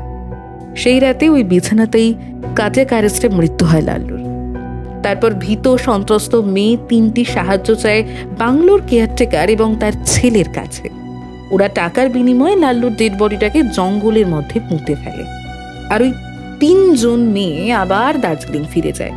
কিন্তু সেই অনিচ্ছাকৃত খুনের অনুশোচনা ওদের কুরে কুরে খাচ্ছিল, তাই ফাইনাল পরীক্ষা না দিয়েই ওরা কলকাতা ফিরে যায়। এই অবধি বলে দম নেওয়ার জন্য খানিক থামলো চিতা। তারপর আবার বলল, কিন্তু ওরা জানতো না যে লাল্লুর একটা 10 বছরের ছোট বোনও আছে, মুন্নি। আর সেই মুন্নি যে একদিন তাদের কপালে মৃত্যুর খাড়া ঝুলিয়ে দেবে, তারা সেটাও আজ করতে পারেনি। লালুর মৃত্যুর পর কলকাতার ফ্যামিলি নামক এক এনজিও সংস্থা মুন্নিকে দত্তক নেয়। অতঃপর মুন্নি হয়ে ওঠে শিখা।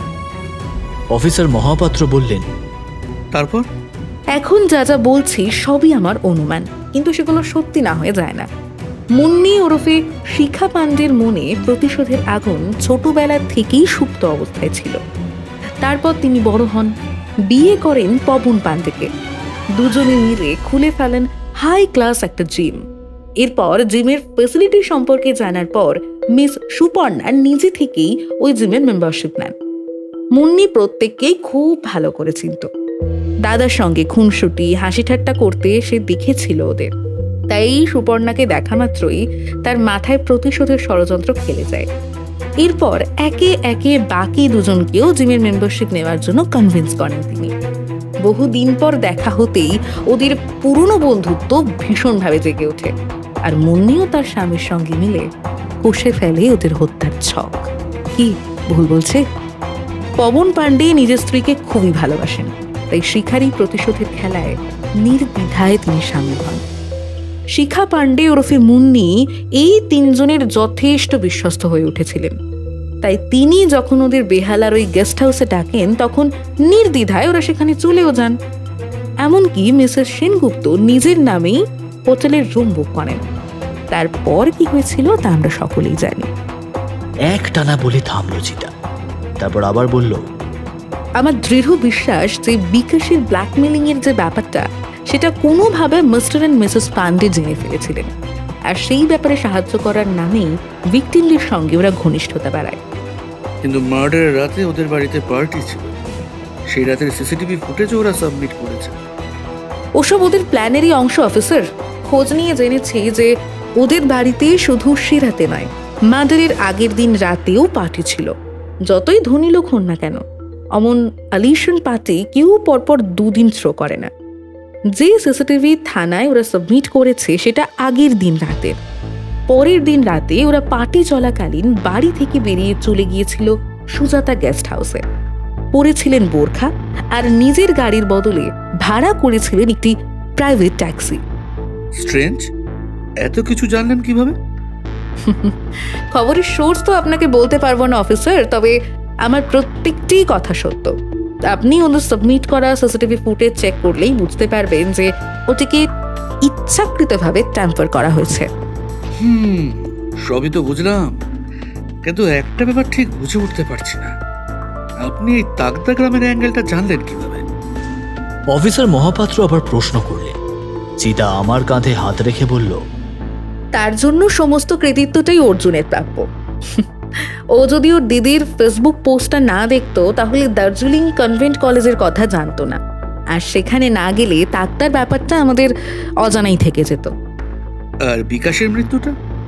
আসলে বিকাশ তামাঙ্গি হলো গিয়ে বাট সাহেবের বাংলোর সেই কেয়ারটেকারের ছেলে, যে বিগত বেশ কয়েক বছর ধরে ভিকটিমদের ব্ল্যাকমেল করে টাকা নিচ্ছিল।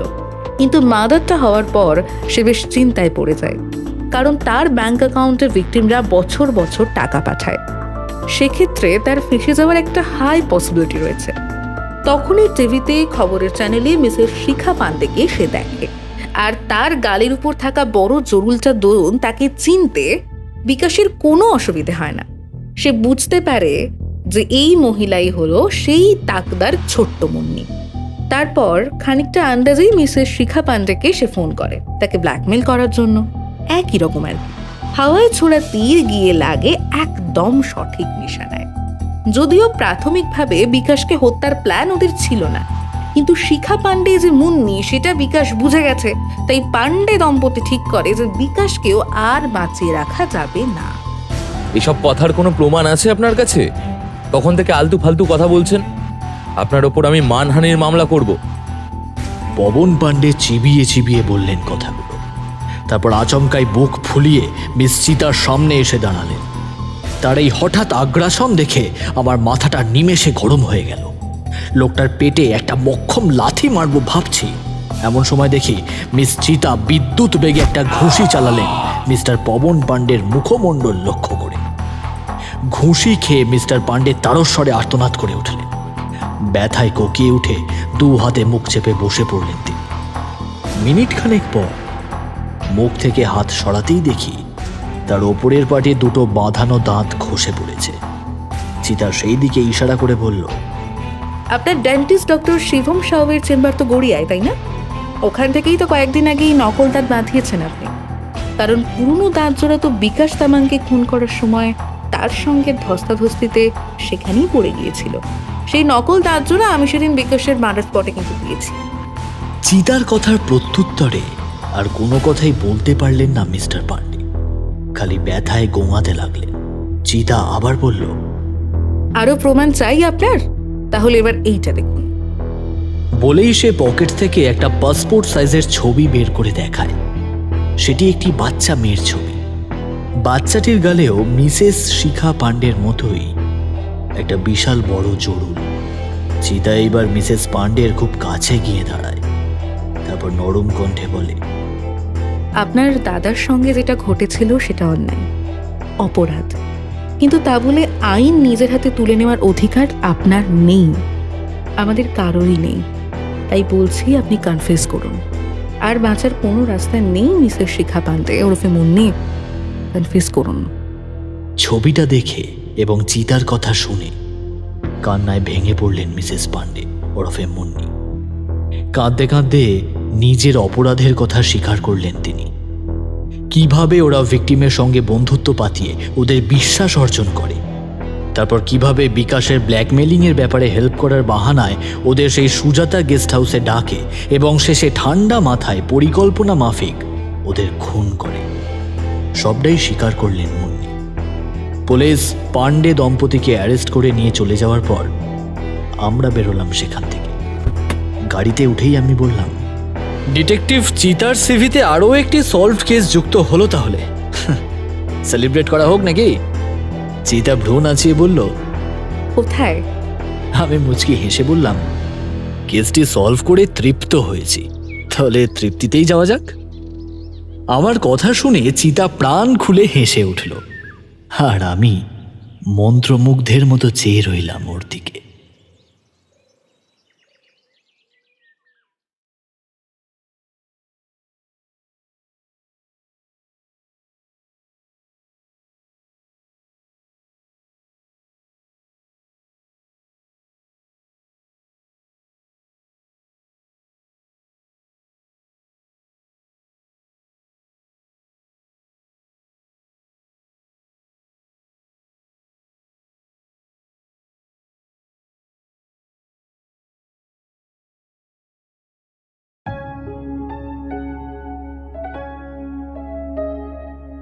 আপনারা এতক্ষণ শুনছিলেন আমাদের আজকের নিবেদন বুম বোসের কলমে হত্যা শিল্পের নেপথ্যে।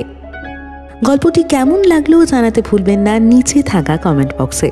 ভালো লাগলে অবশ্যই চ্যানেলটিকে সাবস্ক্রাইব করে পাশে থাকা বেল আইকন প্রেস করে অল নোটিফিকেশন অন করে দেবেন, যাতে আমাদের চ্যানেলে আসা গল্পের আপডেট সবার আগে আপনার কাছে পৌঁছে যায়।